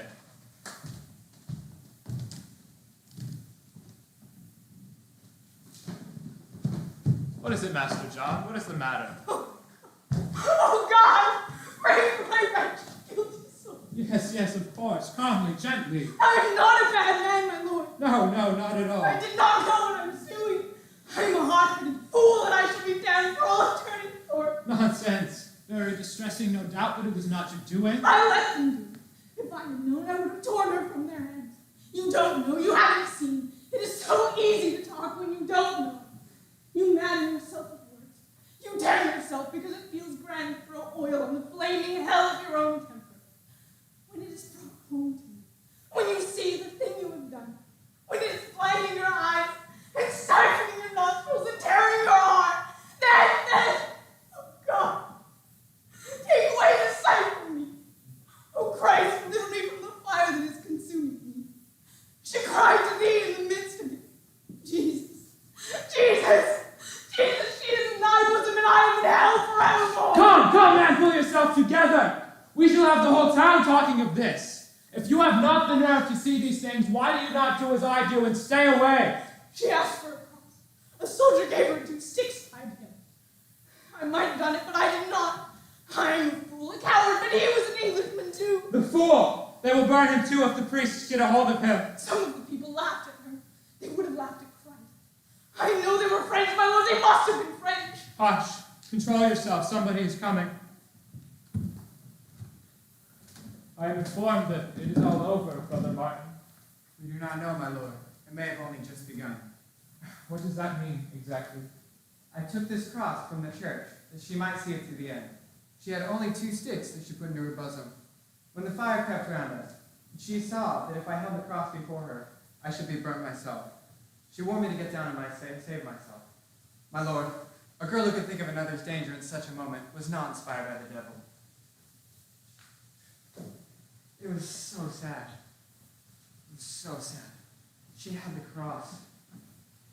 Does that not prove to you that she was meaningful? I'm afraid that will have a bad effect on the people. I've heard there was laughter, Forgive me for saying that. I hope and believe it was not English laughter. No, it was not. There was only one Englishman there who disgraced his country, and that was the mad dog that stole him. Let them torture him. Let them burn him.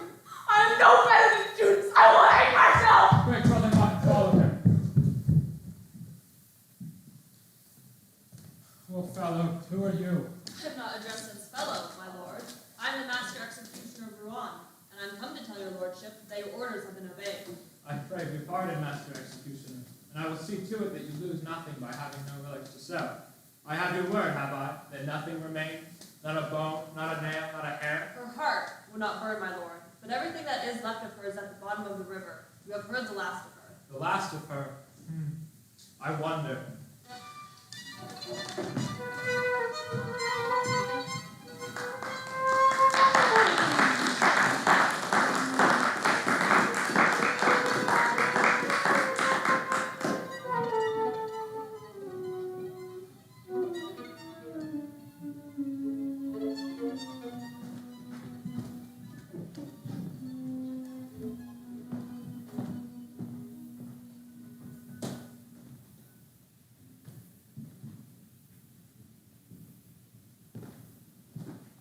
Your Majesty.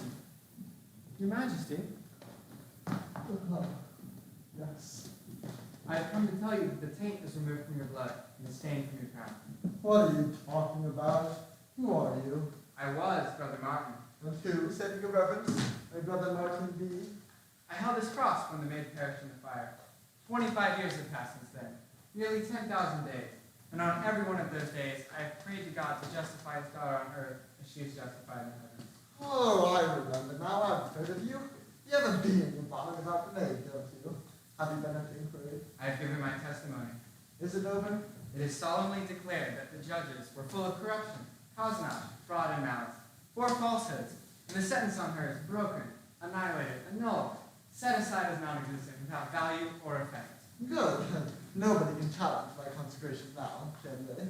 Not Charlemagne, nor King David himself was more sacredly crowned. Excellent. Think about what this means to me. I think of what it means to her. You cannot. No one ever knew what anything meant to her. She was like no one else.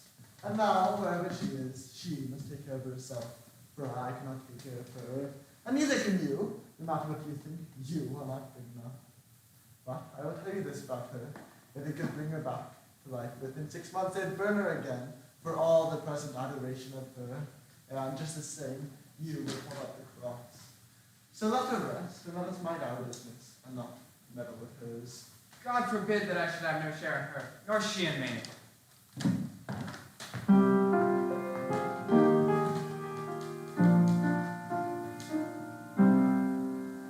I no longer swear allegiance to the Catholic Church, nor obedience to the Pope in Rome.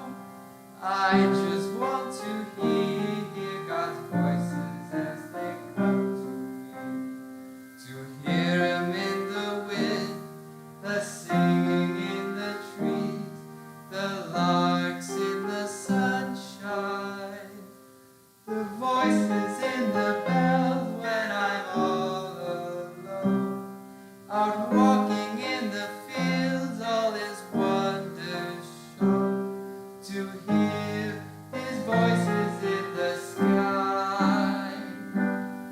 I was a young dreamer when I came upon the Catholic Church. I want to dream again, a path I've yet to find. I want to bridge the gulf between the shadows and the sun, the shadows and the sun, the shadows and the sun.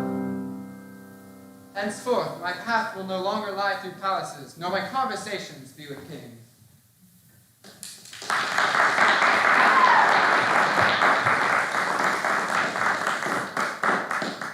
Who is there? Who is that? Help! Murder! Easy, Charlie, easy. What is out making all this noise for? No one can hear thee. Thought me asleep. Joan? Are you a ghost? Joan? Not even that, lad. The poor burned up last and have a ghost. And only but a dream that was dreaming. My brother is asleep. Are you truly dead? I'm not my body. Oh, did it hurt much? I don't really remember. I think I did at first, but then it all got mixed up, and I was not in my right mind until I was free of my body. Do not go handling fire and thinking that will not get hurt. Now, how have you been ever since? Oh, not so bad. You know, I actually leave my armies out when I was in battles, like you. I make a man after all of these hardened. I am Charles, victorious now. I had to be brave because you were. My wife is a Peter Cochon.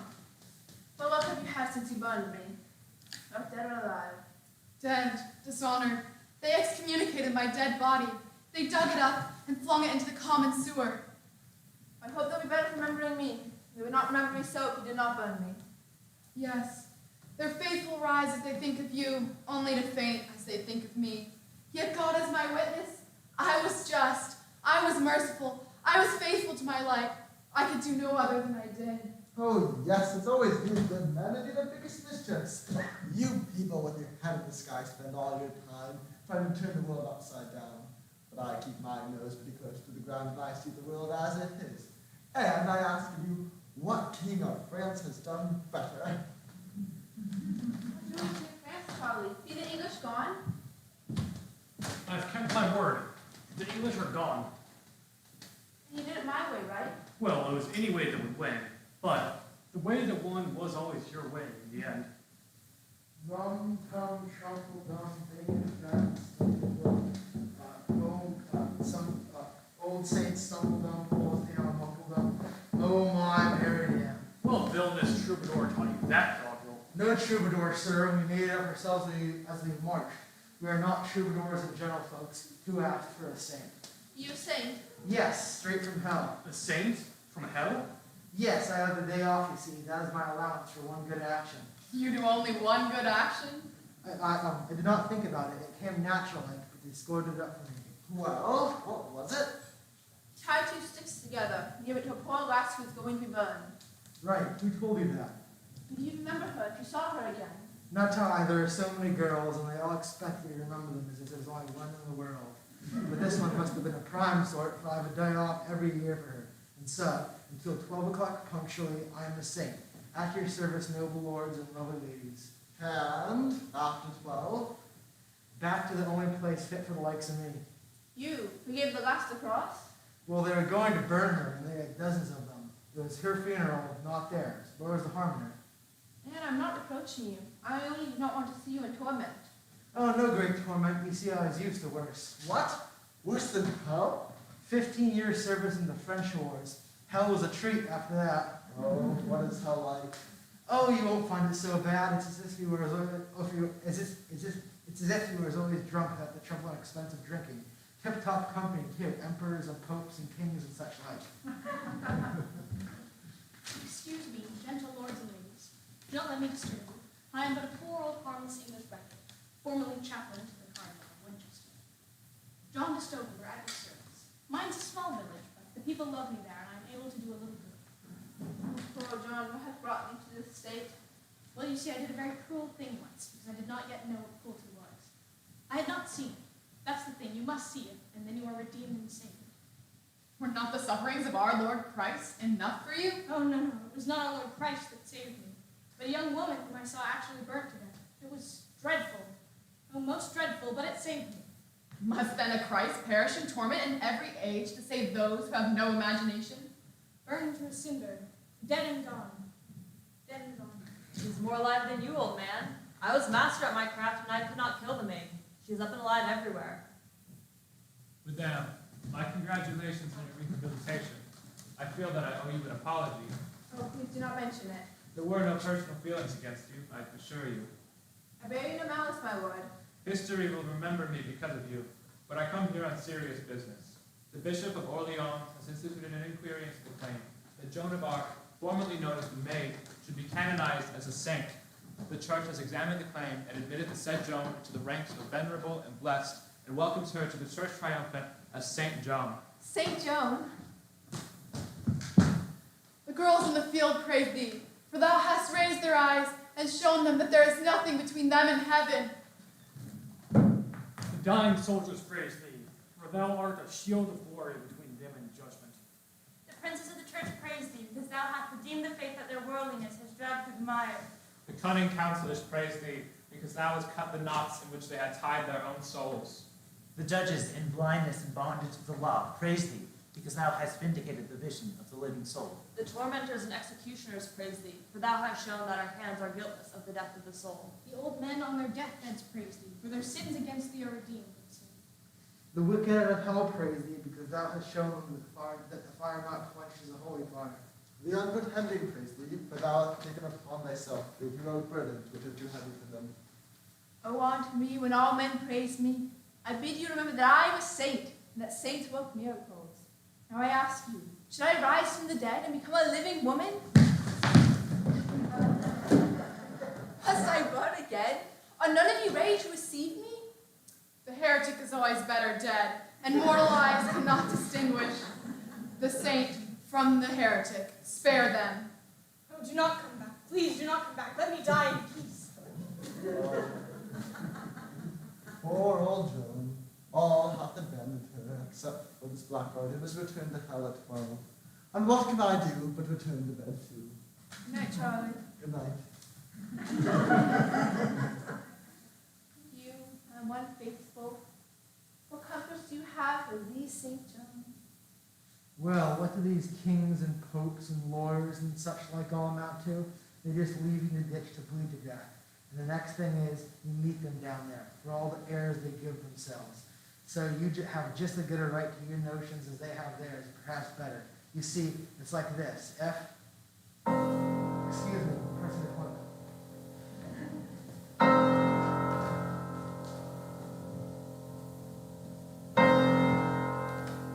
O God, that madness is beautiful us, how long till it is ready to receive thy saints? How long, O Lord, how long?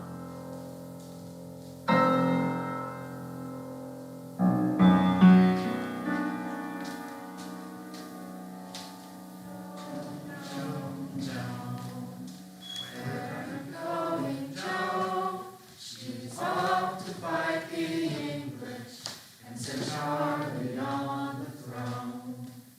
Joan, Joan, Joan, what are you clearing, Joan? She's voices in the hell she hears, but she is all alone. But no one wants to listen, Joan. No one wants to hear. For none have hope in their hearts, my Joan. No, they have only fear. Joan, Joan, Joan, what are you trying to do? She's trying to bridge the gulf that stands between your God and you. Joan, Joan, Joan, what are you seeing, Joan? She sees a friend in everyone, in every house a home. But the world's too wicked for thee, Joan, for we fear what we do not know. We'll follow you for a while, dear Joan, but your way is hard to go. Joan, Joan, Joan, what are you doing, Joan? It's liberty she prizes most, ability to roam. Joan, Joan, Joan, where are you now, St. Joan? She's come again to visit us, to say we're not alone. For if all hope should fade, St. Joan, the people too would die. Teach us to walk the fields alone, your voices in the sky. Joan, Joan, Joan, lift up your face, St. Joan. The dreamers are awakening, you're no longer alone. Joan, Joan, Joan, voices in the bells. Joan, St. Joan, glorious things they tell.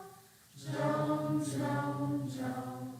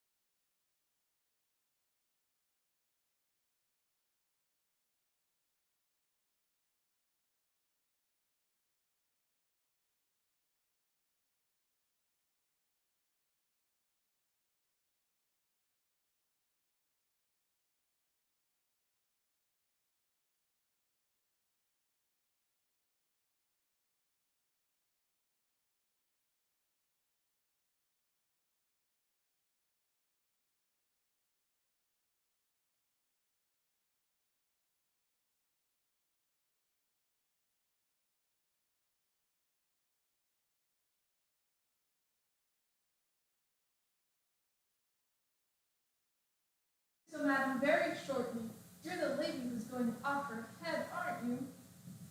What made you say that? Who are you? Are you running away with things, Miss Magnet?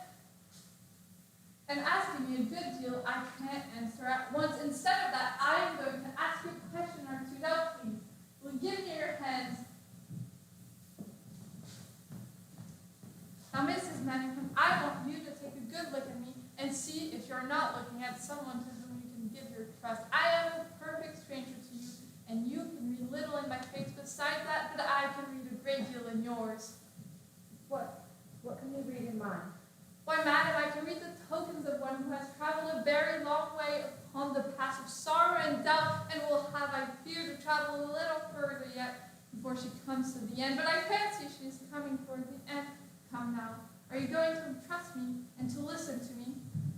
Who are you? Are you a doctor? Oh, nothing so learned, man, just a plain police detective. Police detective?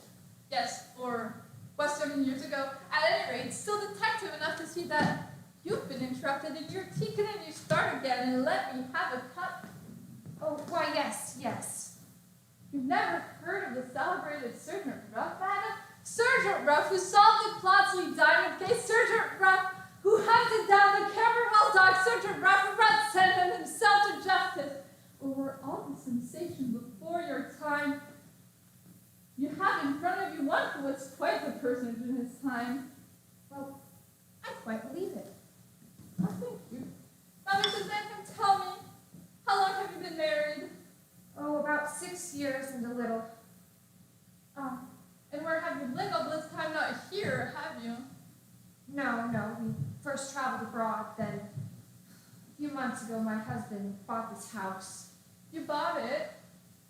Yes, I had a bit of money. My husband thought it was an excellent investment. You had a bit of money, that's good. But does your husband always leave you alone like this in the evenings? Yes, he does. He goes to his club. I believe he does business there. Oh, yeah. And does he give you a free run of the whole house, will he now? Oh, yes. Well, actually, no. Not the top floor. Not the top floor. Now, before we go any further, Mrs. Manningham, I must warn you there is a leakage in this household. You have a maid called Nancy. Yes, we do. And Nancy goes out on evenings with a young man named Booker in my employ. And well, there is hardly anything which is happening in this household which is not described in detail to Booker, and from that quarter it reaches me. Oh, I knew it. I knew she'd talk. She shall be dismissed. Oh no, I fancy you're going to be heavily in debt to your maid, Nancy. If it weren't for her indiscretions, I should not be here now, should I? But how? You mustn't keep me in the dark. I'm afraid I shall have to keep you in the dark for a little, Mrs. Manningham. Now, we were talking about the top floor. There's a bedroom above this, and above that is the top floor. Is that right? Yes, but it's shut up. My husband said we would have no need of it until there were children. You've never been up to the top floor? No, but no one goes up there. Not even a servant does? No.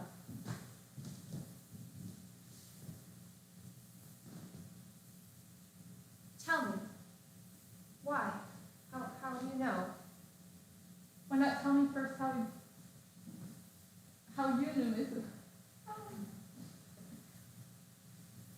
When did you first get the notion? When did you first get the notion into your head that your reason was playing your tricks? How did you know? About 6 months ago, when we first got the house, strange things began to happen. Things that have been driving you mad with fears? Yes, which have been driving me mad with fear. Is it the house itself you fear, Mrs. Manningham? I suppose it is. And does it have anything to do with the top floor? Yes, it has everything to do with it. It's how all the dreadful horror began. Now you interest me beyond measure. Do tell me about the top floor. It's when I'm alone at night. I get the idea that somebody's walking about up there. I hear noises from my room, but I'm too afraid to go up. It never struck you, did it, that it might be your own husband walking about up there?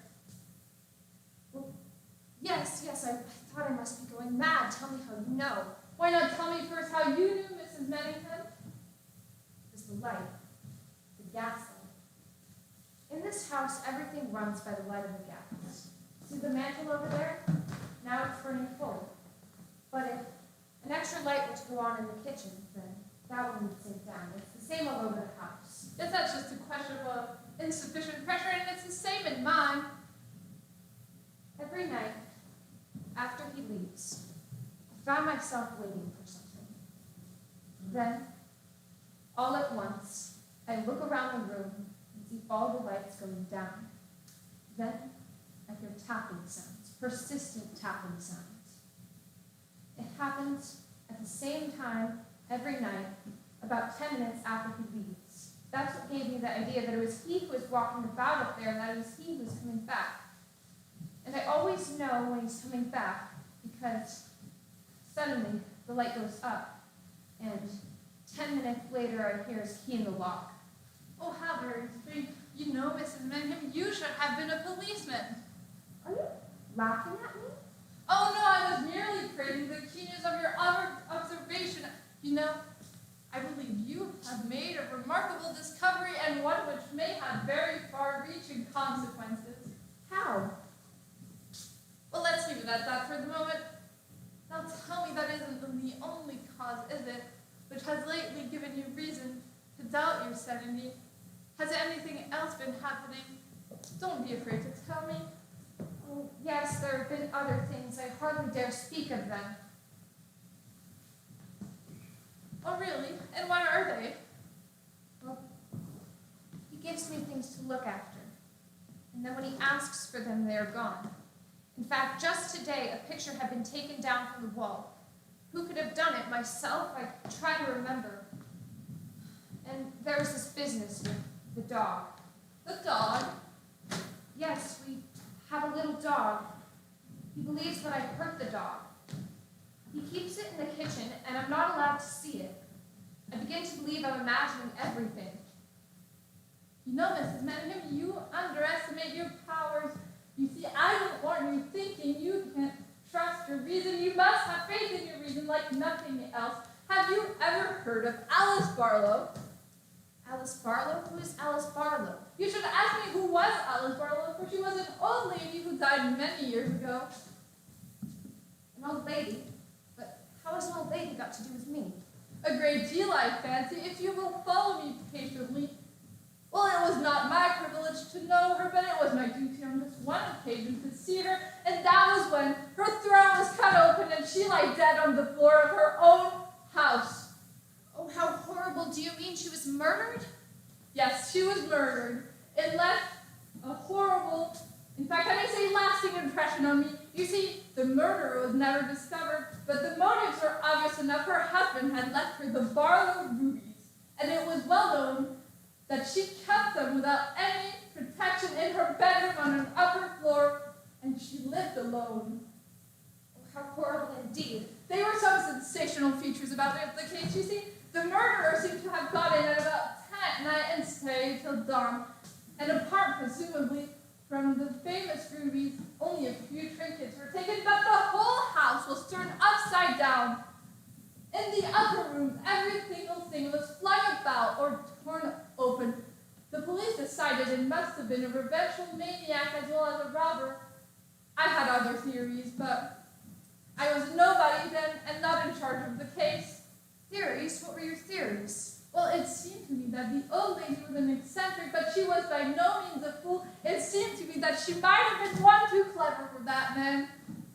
We presume he killed her to silence her, but what then? What if she had got the jewels cunningly hidden away in the walls, floor downwards, and maybe what if the only person who could tell him where they were was lying dead on the floor?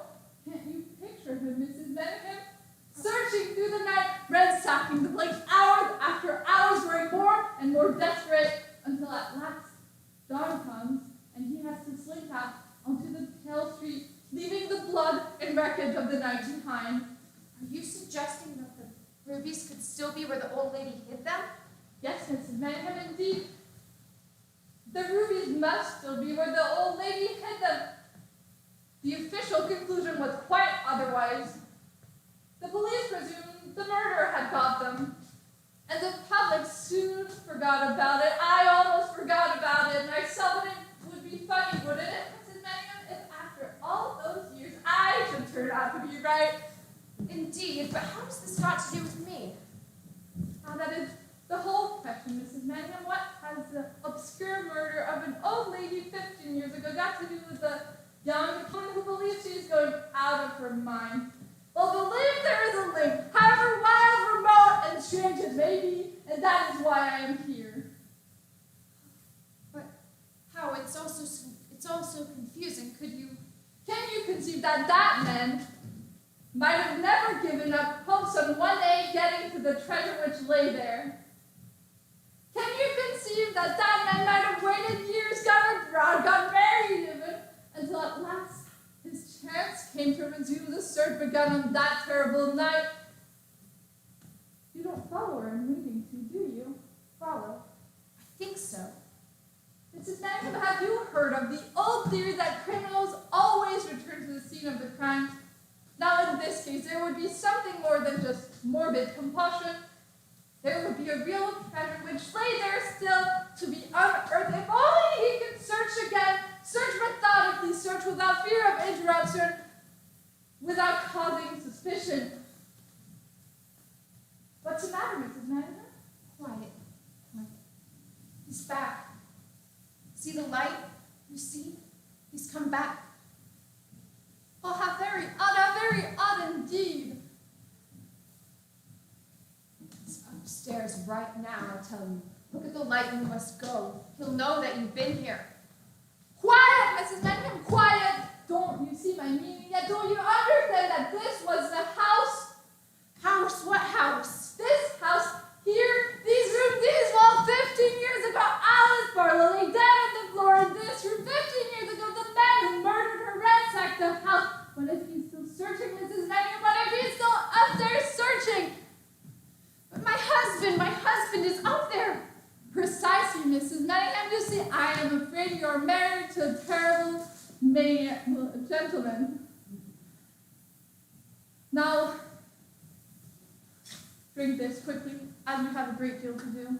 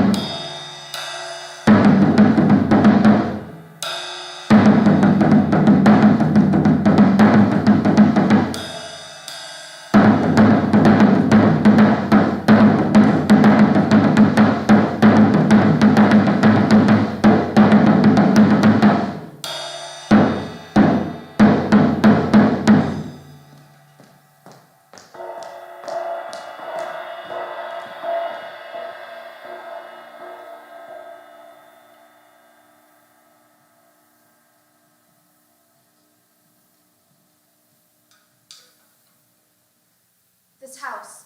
How do you know this was the house? Well, because I was on the case and I came here myself, that's all.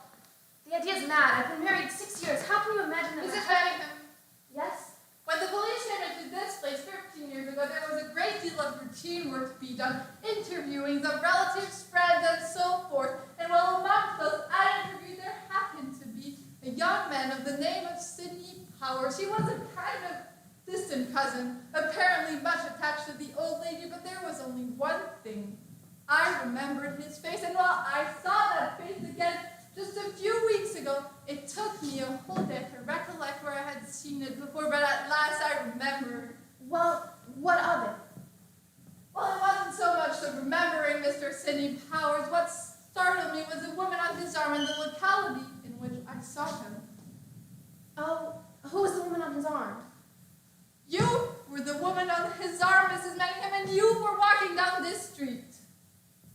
What are you saying? Do you mean you think my husband is this Mr. Power? Well, no, not exactly, not if my theories are correct. You are so cold, you stand there speaking in riddles. You are as heartless and cold as he is. I am not cold and I am not talking riddles. I am only trying to preserve a cold and calculating tone because you are up against the most awful moment in your life and your whole future depends on what you are going to do in the next hour. You must strike for your freedom and strike now for the moment may not come again. Strike? You are not going out of your mind. You are slowly, methodically, systematically being driven out of your mind. And why? Because you are married to a criminal maniac who is afraid you are beginning to know too much. He has waited years until he thought safe to acquire this house, and every night for a few weeks he has climbed up onto the roof and came into this house by the skylight. I know that because I have seen him do it. You have watched the Gaslight and without knowing have been aware of the same thing. He is up there now.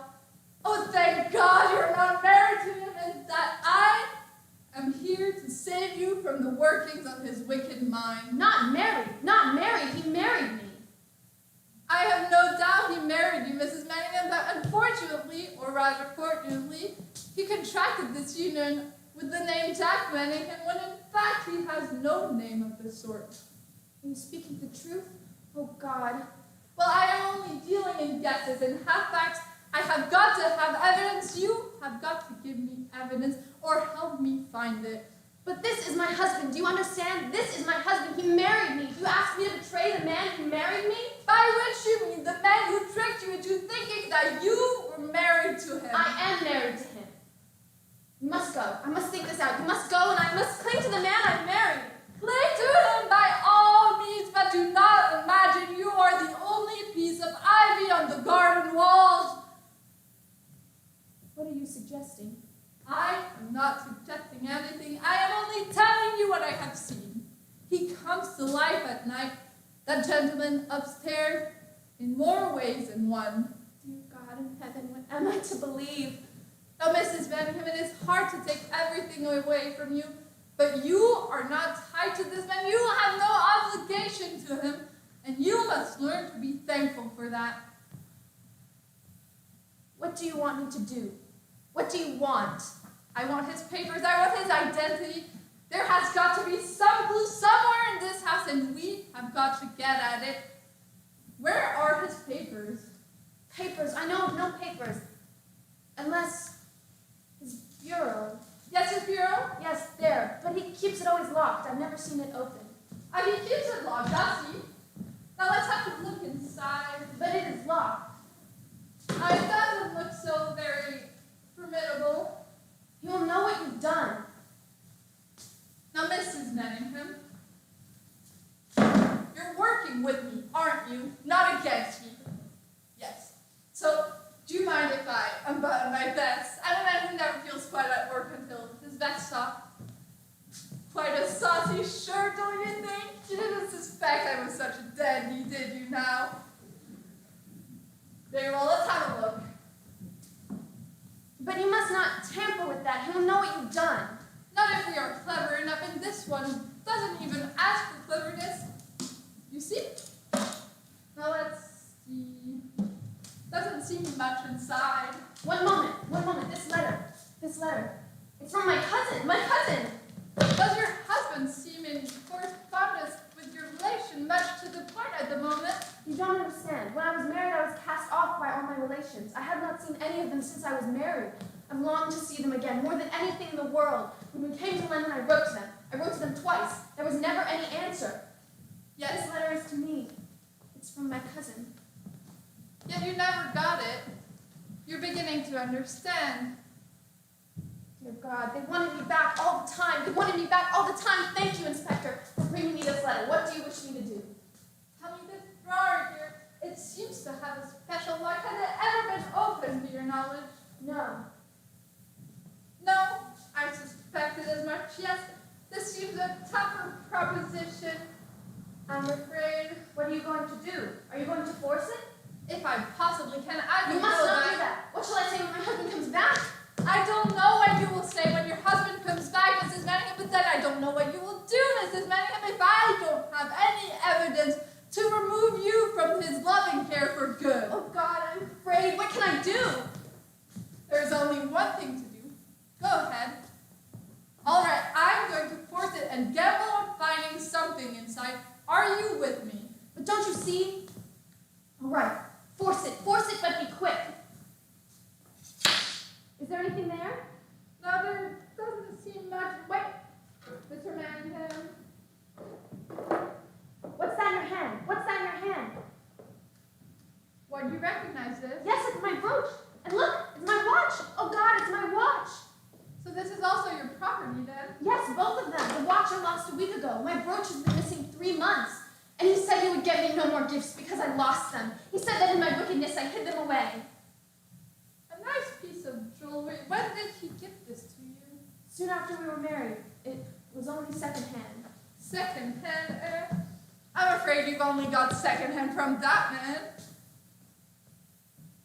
Now let's lock this up again, shall we? Oh, but wait, there's Did a you trick say- to your brooch. Oh, Did you say secondhand? Yes. How did you know this was secondhand? There's an affectionate inscription to someone else inside. Oh, is there? Why didn't you tell me that? I only found it myself a little while ago. Oh, you know, I have a feeling I have seen this brooch somewhere before. Where is this inscription you speak of? It's a sort of trick. You pull the pin at the back, it goes to the right, then it opens out like a stop. Yes, here we are. How very odd. What are these spaces here? Oh, there were some beads in it, but they were all loose and falling out, so I took them out. There were some beads in it, but they were all loose and falling out, so you took them out. Have you got them by any chance? Yes, I think so. I put them in a vase. May I see them? Yes, they should still be there. There should be 9 altogether, I think. Yes, that's right. I think there were. Yes. Here they are. Let me see. Here are some of them at any rate. Thank you. Now, try and find them all, will you? Now tell me, Mrs. Manningham, have you read that inscription at any point? Yes, I read it. Why? Beloved A.B. from C.B. 1851. Does nothing strike you about that? No, what of it? What should strike me? There should be 4 more. Yes, here they are. Now, Mrs. Manningham, tell me, have you ever been embraced by an elderly detective in his shirt sleeves? What do you mean? For that is your immediate faith. My dear Mrs. Manningham, my dear Mrs. Manningham, don't you understand? No, what are you so excited about? The bottle of rubies, complete 12,000 pounds before your very eyes. Take a good look at them before they go to the Queen. But it couldn't be. It couldn't. They were in the vase all the time. Don't you see? Don't you see it all? This is where the old lady hid her treasure in a common trinket she wore all day. I knew I had seen this somewhere before in portraits of the old lady 15 years ago. Oh, dear God, am I not a wonderful man? And I had it all the time. I had it all the time. And all because he could not resist a little common sack along with the big game. Well, it is I who am the big game after. Stop talking. Haven't you noticed? Haven't you noticed something? Notice that whole The light. It's coming up. He's coming back. You must go. You must go. The light? Stop. Yes. Don't you see? It's coming up. You must go. He's coming back. He's coming back, and you must go. All in good time. You know, I've been in many tavern corners, and this, he's not going to judge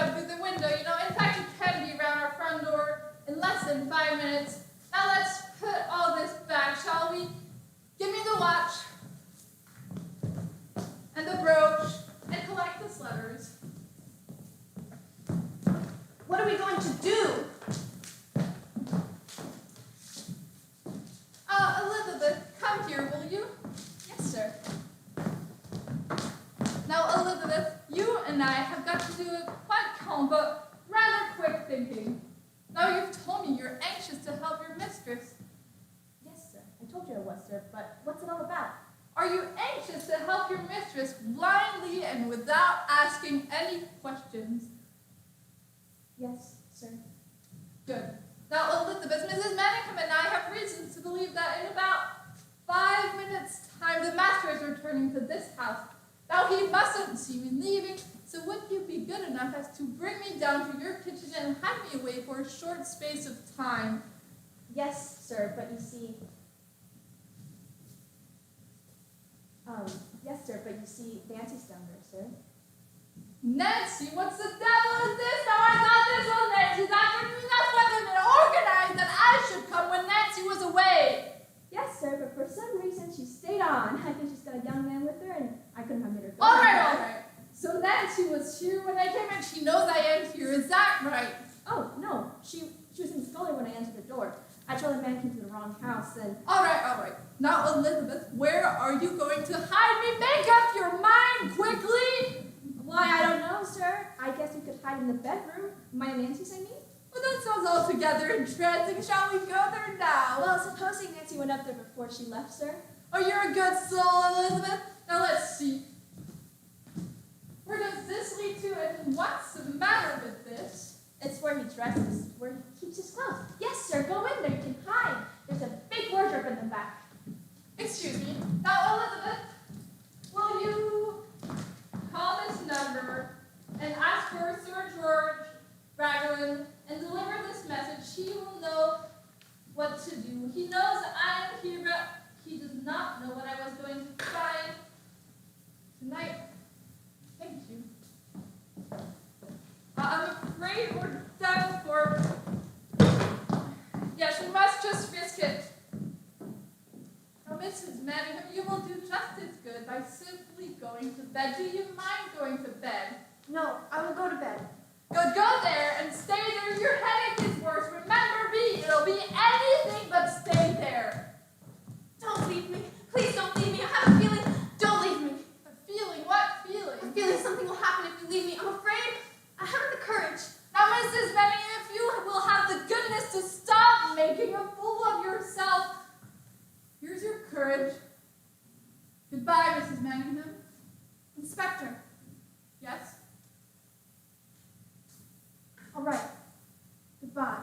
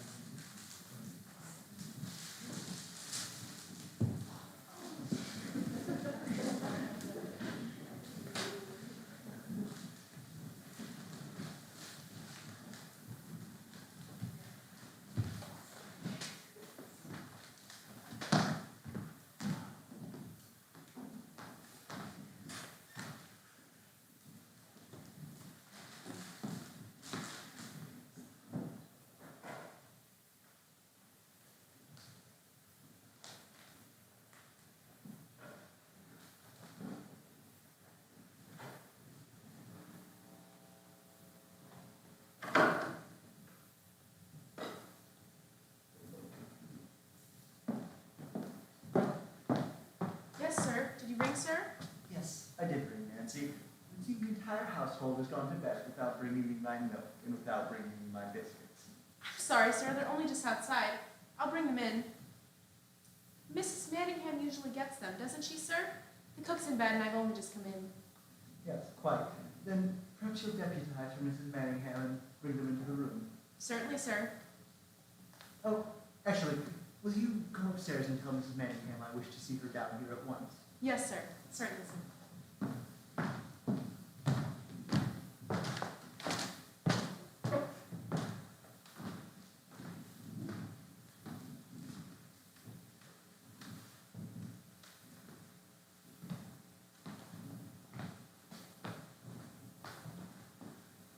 Well, Nancy?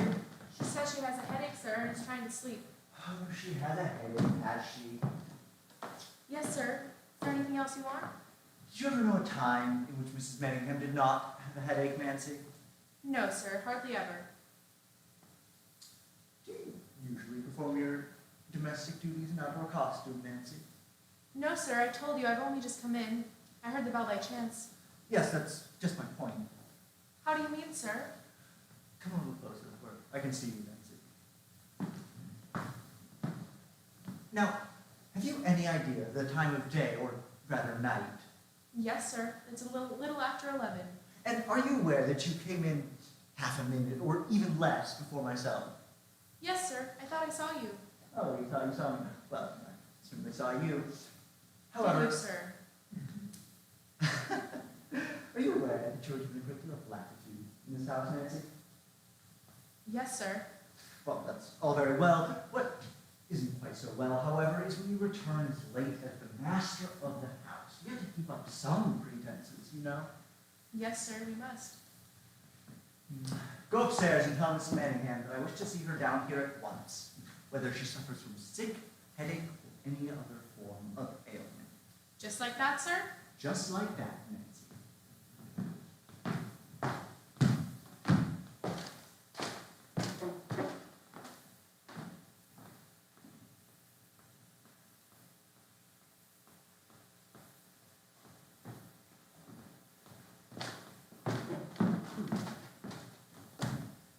She can't come, sir. She's not well enough. The door's locked. I tried it. Oh, very well. She won't let you in, sir. I can tell by her voice. No, perhaps you are right, Nancy. Then we must turn to more delicate means of achieving our ends. Take a note and slip it under her door for me, will you? Yes, sir. Oh, and I know what you can do. Go downstairs and fetch that little dog, will you? The dog? Yes, the dog, Nancy. What's the idea with the dog, sir? Never even mind that. Just go and get it. All right. On second thought, perhaps we need not fetch the dog at all. No, we'll only let it be supposed that we have the dog. Yes, that would be even more delicate still. Now, Nancy, come and take this. Slip it under her door for me. Yes, sir.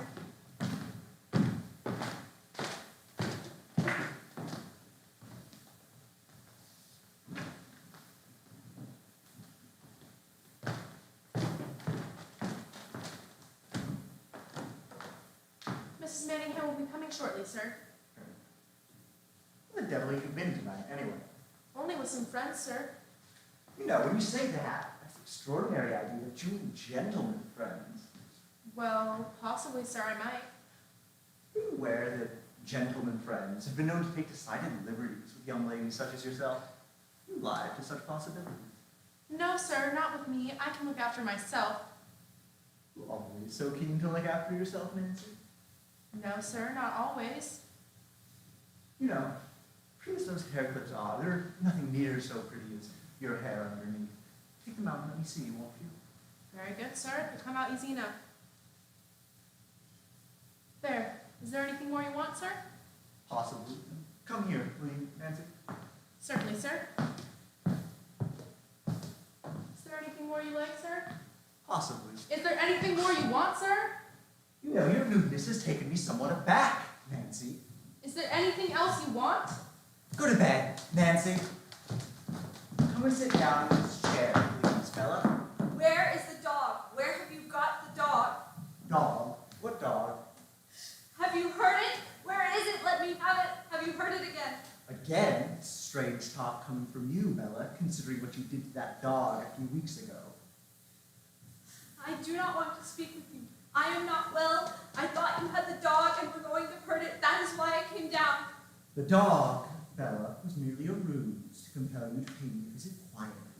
Now, will you come and sit down? No, I want to go. Come and sit down. Yes, yes. What do you want? Quite a good deal, Bella. Now, sit down and make yourself comfortable. We have plenty of time.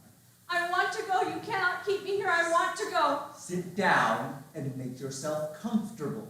We have plenty of time. Say what you have to say. Now, you're not sitting in the chair I indicated, Bella. What have you to say? I have to say that you are not sitting in the chair I indicated. Are you so afraid of me that you wish to be so near the door? I am not afraid of you. No, you have a good deal of courage, Bella.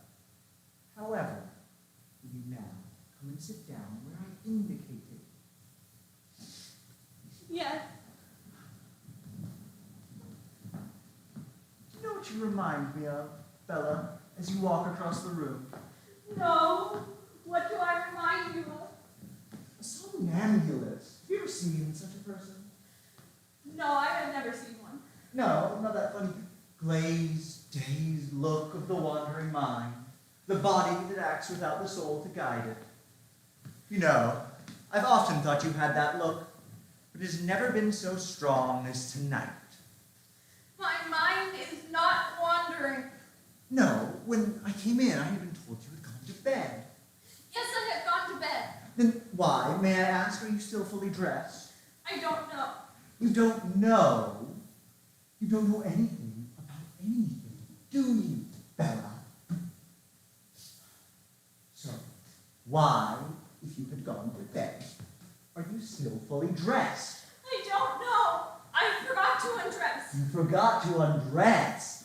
A curious oversight, if I may say so. You know, Bella, you give me the appearance of having a rather exciting evening. Almost as though you've been up to something. Have you been up to anything, Bella? No, I don't know what you mean. No. Did you find that bill I told you to find? No. Do you remember what I said would happen if you did not? No. No. Am I married to a dumb woman, Bella, in addition to all else? Truly, the array of your physical and mental deficiencies is getting almost overwhelming. Now, I advise you answer me. What do you want me to say? I asked you a moment ago if you remembered something, Bella. What was it I asked if you remembered? I don't understand your words. You talk round and round. My head is going round and round. There's no need for you to tell me that, Bella. I suggest you focus on the present conversation. And what was it I, a moment ago, asked if you remembered? You asked if I remembered what would happen to me if I did not find that bill. Admirable, my dear Bella, admirable. We shall make a great logician of you yet. A Sophoclese, a John Stuart Mill. You will go down in history as the shining mind of your generation. That is, if your present history does not altogether submerge you. Now, I advise you answer me. What was it that I said would happen if you did not find that bill? You said you would lock me up. And do you take me to be a man of my word? Yes. Did you look for it? Yes. Where did you look for it? Around the room. Around the room. Where around the room? In my desk, for instance. No, not in your desk. Why not in my desk? Your desk is locked. Do you imagine you can lie to me, Bella? I am not lying. Come here, please. What do you want? Your dark, confused, rambling mind has led you into playing some pretty tricks tonight, Bella, has it not? My mind is tired. I want to go to bed. Your mind is indeed tired. Your mind is so tired that it can no longer function. You do not think, you dream. Dream all day long, dream incessantly and maliciously. Don't you know that by now, you sleepwalking imbecile? What have you dreamed tonight? Where has your mind wandered that you have split open my desk? What strange, diseased dreams have you had tonight, eh? Dream? Have I dreamed all that has happened? All that happened when, Bella? Tonight, yes. You dreamed all that happened, or rather all that did not. Dream tonight? Did I dream? Oh, Have I not just told you? I haven't dreamed. Don't tell me that I have dreamed. My God, don't tell me that. What was this dream of yours tonight, Bella? You interest me. I dreamed of a man. I dreamed of a man. You dreamed of a man. What man, Bella, pray? A man that came to see me. Let me rest. Let me rest. Will you pull yourself together? I want to know more about this man of whom you dreamed. I dreamed of a man that came in here. I know you dreamed it, you gibbering wretch! I want to know more about this man. I dreamed. Was I any part of this curious dream of yours, Mrs. Manningham? Perhaps my presence here will help you recall it. May I ask who the devil you are and how you got in? Who I am seems a little doubtful, apparently. I am a mere figment of Mrs. Manningham's imagination. As for how I got in, I came in, or rather I came back, or better yet, I effected an entrance a few minutes before you and have been hidden away ever since. And will you be so kind as to tell me what you are doing here? Just waiting for some friends, Mr. Manningham. Don't you think you'd better go up to bed, Mrs. Manningham? You look very tired. Please tell me your business, sir. Well, as a mere spirit, as a mere figment existing only in your wife's mind, I can hardly be said to have any business. Now tell me, Mr. Manningham, can you see me? No doubt your wife can, but it must be difficult for you. Perhaps if you you send her to her room, I will vanish, and I won't bother you anymore. Go to your room, Bella. I will call you down in a moment. I've not finished with you yet, madam. Oh, I believe you are wrong there. I believe that is just what you have done. Done what?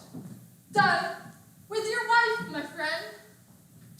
Please be so kind as to tell me your name and business, if any. I have no name. In my present capacity, I am, as I have said before, a mere spirit. Perhaps a spirit of something that you have been evading all your life. Are you going to tell me your business? Or am I going to fetch a police officer and have you thrown out? An admirable idea. Yes, fetch a policeman and have me turned out. Why do you wait? Perhaps I ought to throw you out myself. Excuse me, sir, but don't you get the same impression as myself? Impression? What impression? The impression that the light is going down in this room. I have not noticed it, no. Yes, there. Now we're almost in the dark. Why do you think that has happened? You don't suppose a light has been turned on somewhere in the house? You don't suppose there are other spirits surrounding this house which have caught up with you at last? Are you off your head? Oh no, just an old man seeing ghosts. It must be the atmosphere of this house. It's a very odd thing. I see them everywhere. One ghost, you can hardly believe it, Mr. Manhattan. Who do you see, pray? Why, it's the ghost of an old woman who lived in this house, in this very room. What are you saying? Yes, I see it. An old woman getting ready to go to bed. She sits just there. And now it seems I see another ghost as well. The ghost of a young man, Mr. Manningham. A handsome, well-groomed young man. But that young man has murder in his eyes. The old woman sees him. She screams for help, screams for her throat is cut open with a knife. Now she lies dead on the floor of her own house. Now I don't see her ghost anymore, but I still see the ghost of a man, a methodical man, a patient man. But perhaps he has waited too long for justice, who's waited too, and here she is in my person. And justice found my friend in 1 hour, but you sought for 15 years and still could not find a brooch which you gave your wife, but which she did not appreciate. How wicked of her! But then she did not know its value, did she? How was she to know that it held the pearl rubies? See? 12,000 pounds before your eyes. You killed one woman for those who tried to drive another one out of her mind.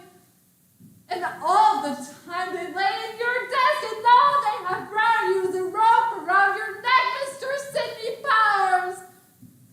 You know, you seem to be in possession of some rather remarkable information. Do you imagine, however, that you shall be allowed to leave with it in your possession? Do you imagine that you are going to leave this room without a suitable escort? And what do you mean by that? Only that I have people in the house already. Didn't you realize that I announced their arrival when the light went down?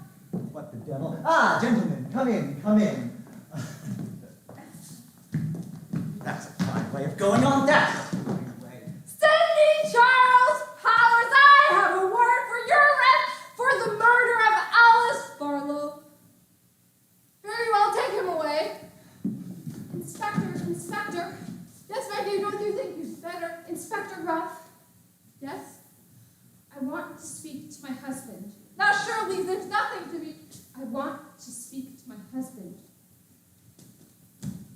Now, what do you want to say to him? I want to speak to him alone. Alone? Yes, alone. Would you please let me speak to him alone? I beg of you to allow me. I won't keep him long. Alone you want to speak to him alone? Surely you can speak to him alone. Very well, make him fasten this chair. Now, I'm afraid you mustn't be long. I don't want you to listen. No, I will not listen.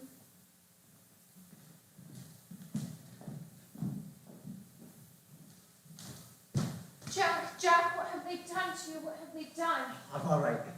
Clever, dear. Terribly clever. Now, fetch something to cut these with. I can make a jump for it out the dressing room window. Yes, I can get something. What can I get? There's a razor in my dressing room drawer. Please, go and fetch it, quick. A razor? I can get it for you. Yes, hurry.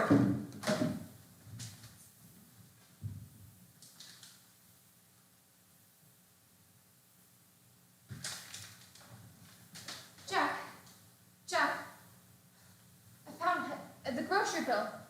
See, I told you I didn't lose it. Yes, now, will you come and cut me loose? Jack, how did this get in here? You told me that I must have been mistaken about the bill, my dear. Now, will you please use the razor? Razor? What razor? You aren't suggesting that this is a razor. Have you gone mad, my dear husband? Bella, what's the meaning of this? Or is it I who am mad? Of course it was a razor. But where has it gone? I've lost it, haven't I? I'm always losing things, and I don't know where I put them. Bella? I must look for it, mustn't I? If I don't find it, you will lock me in the madhouse. You will lock me in the madhouse for my mischief. But where could it be? The picture.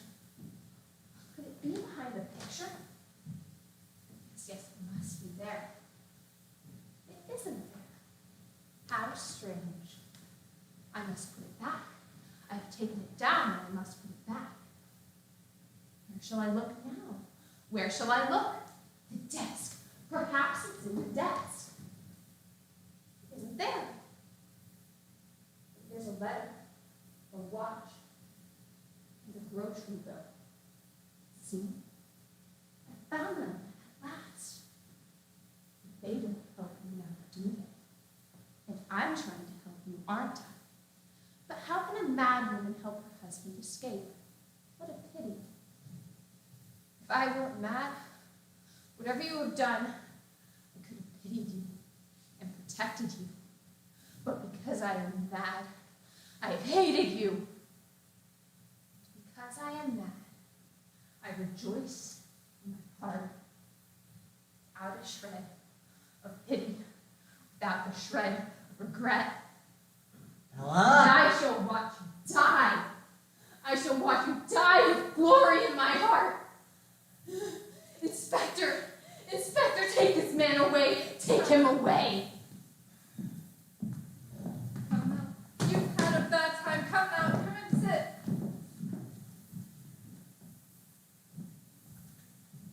I came in from nowhere. And you have had the worst evening of your life. The worst evening of anybody's life, I should suppose. The worst? The most horrible? No. The most wonderful. Far and away, the most wonderful.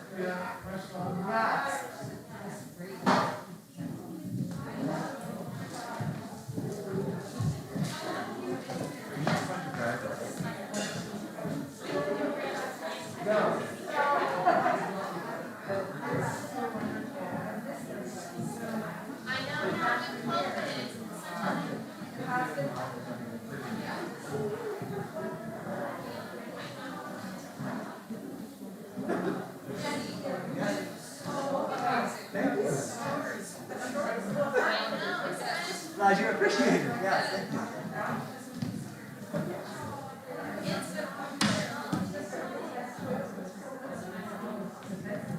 Yeah, for sure. No. I just Rose and Martin, I tell you after. Make sure that they're all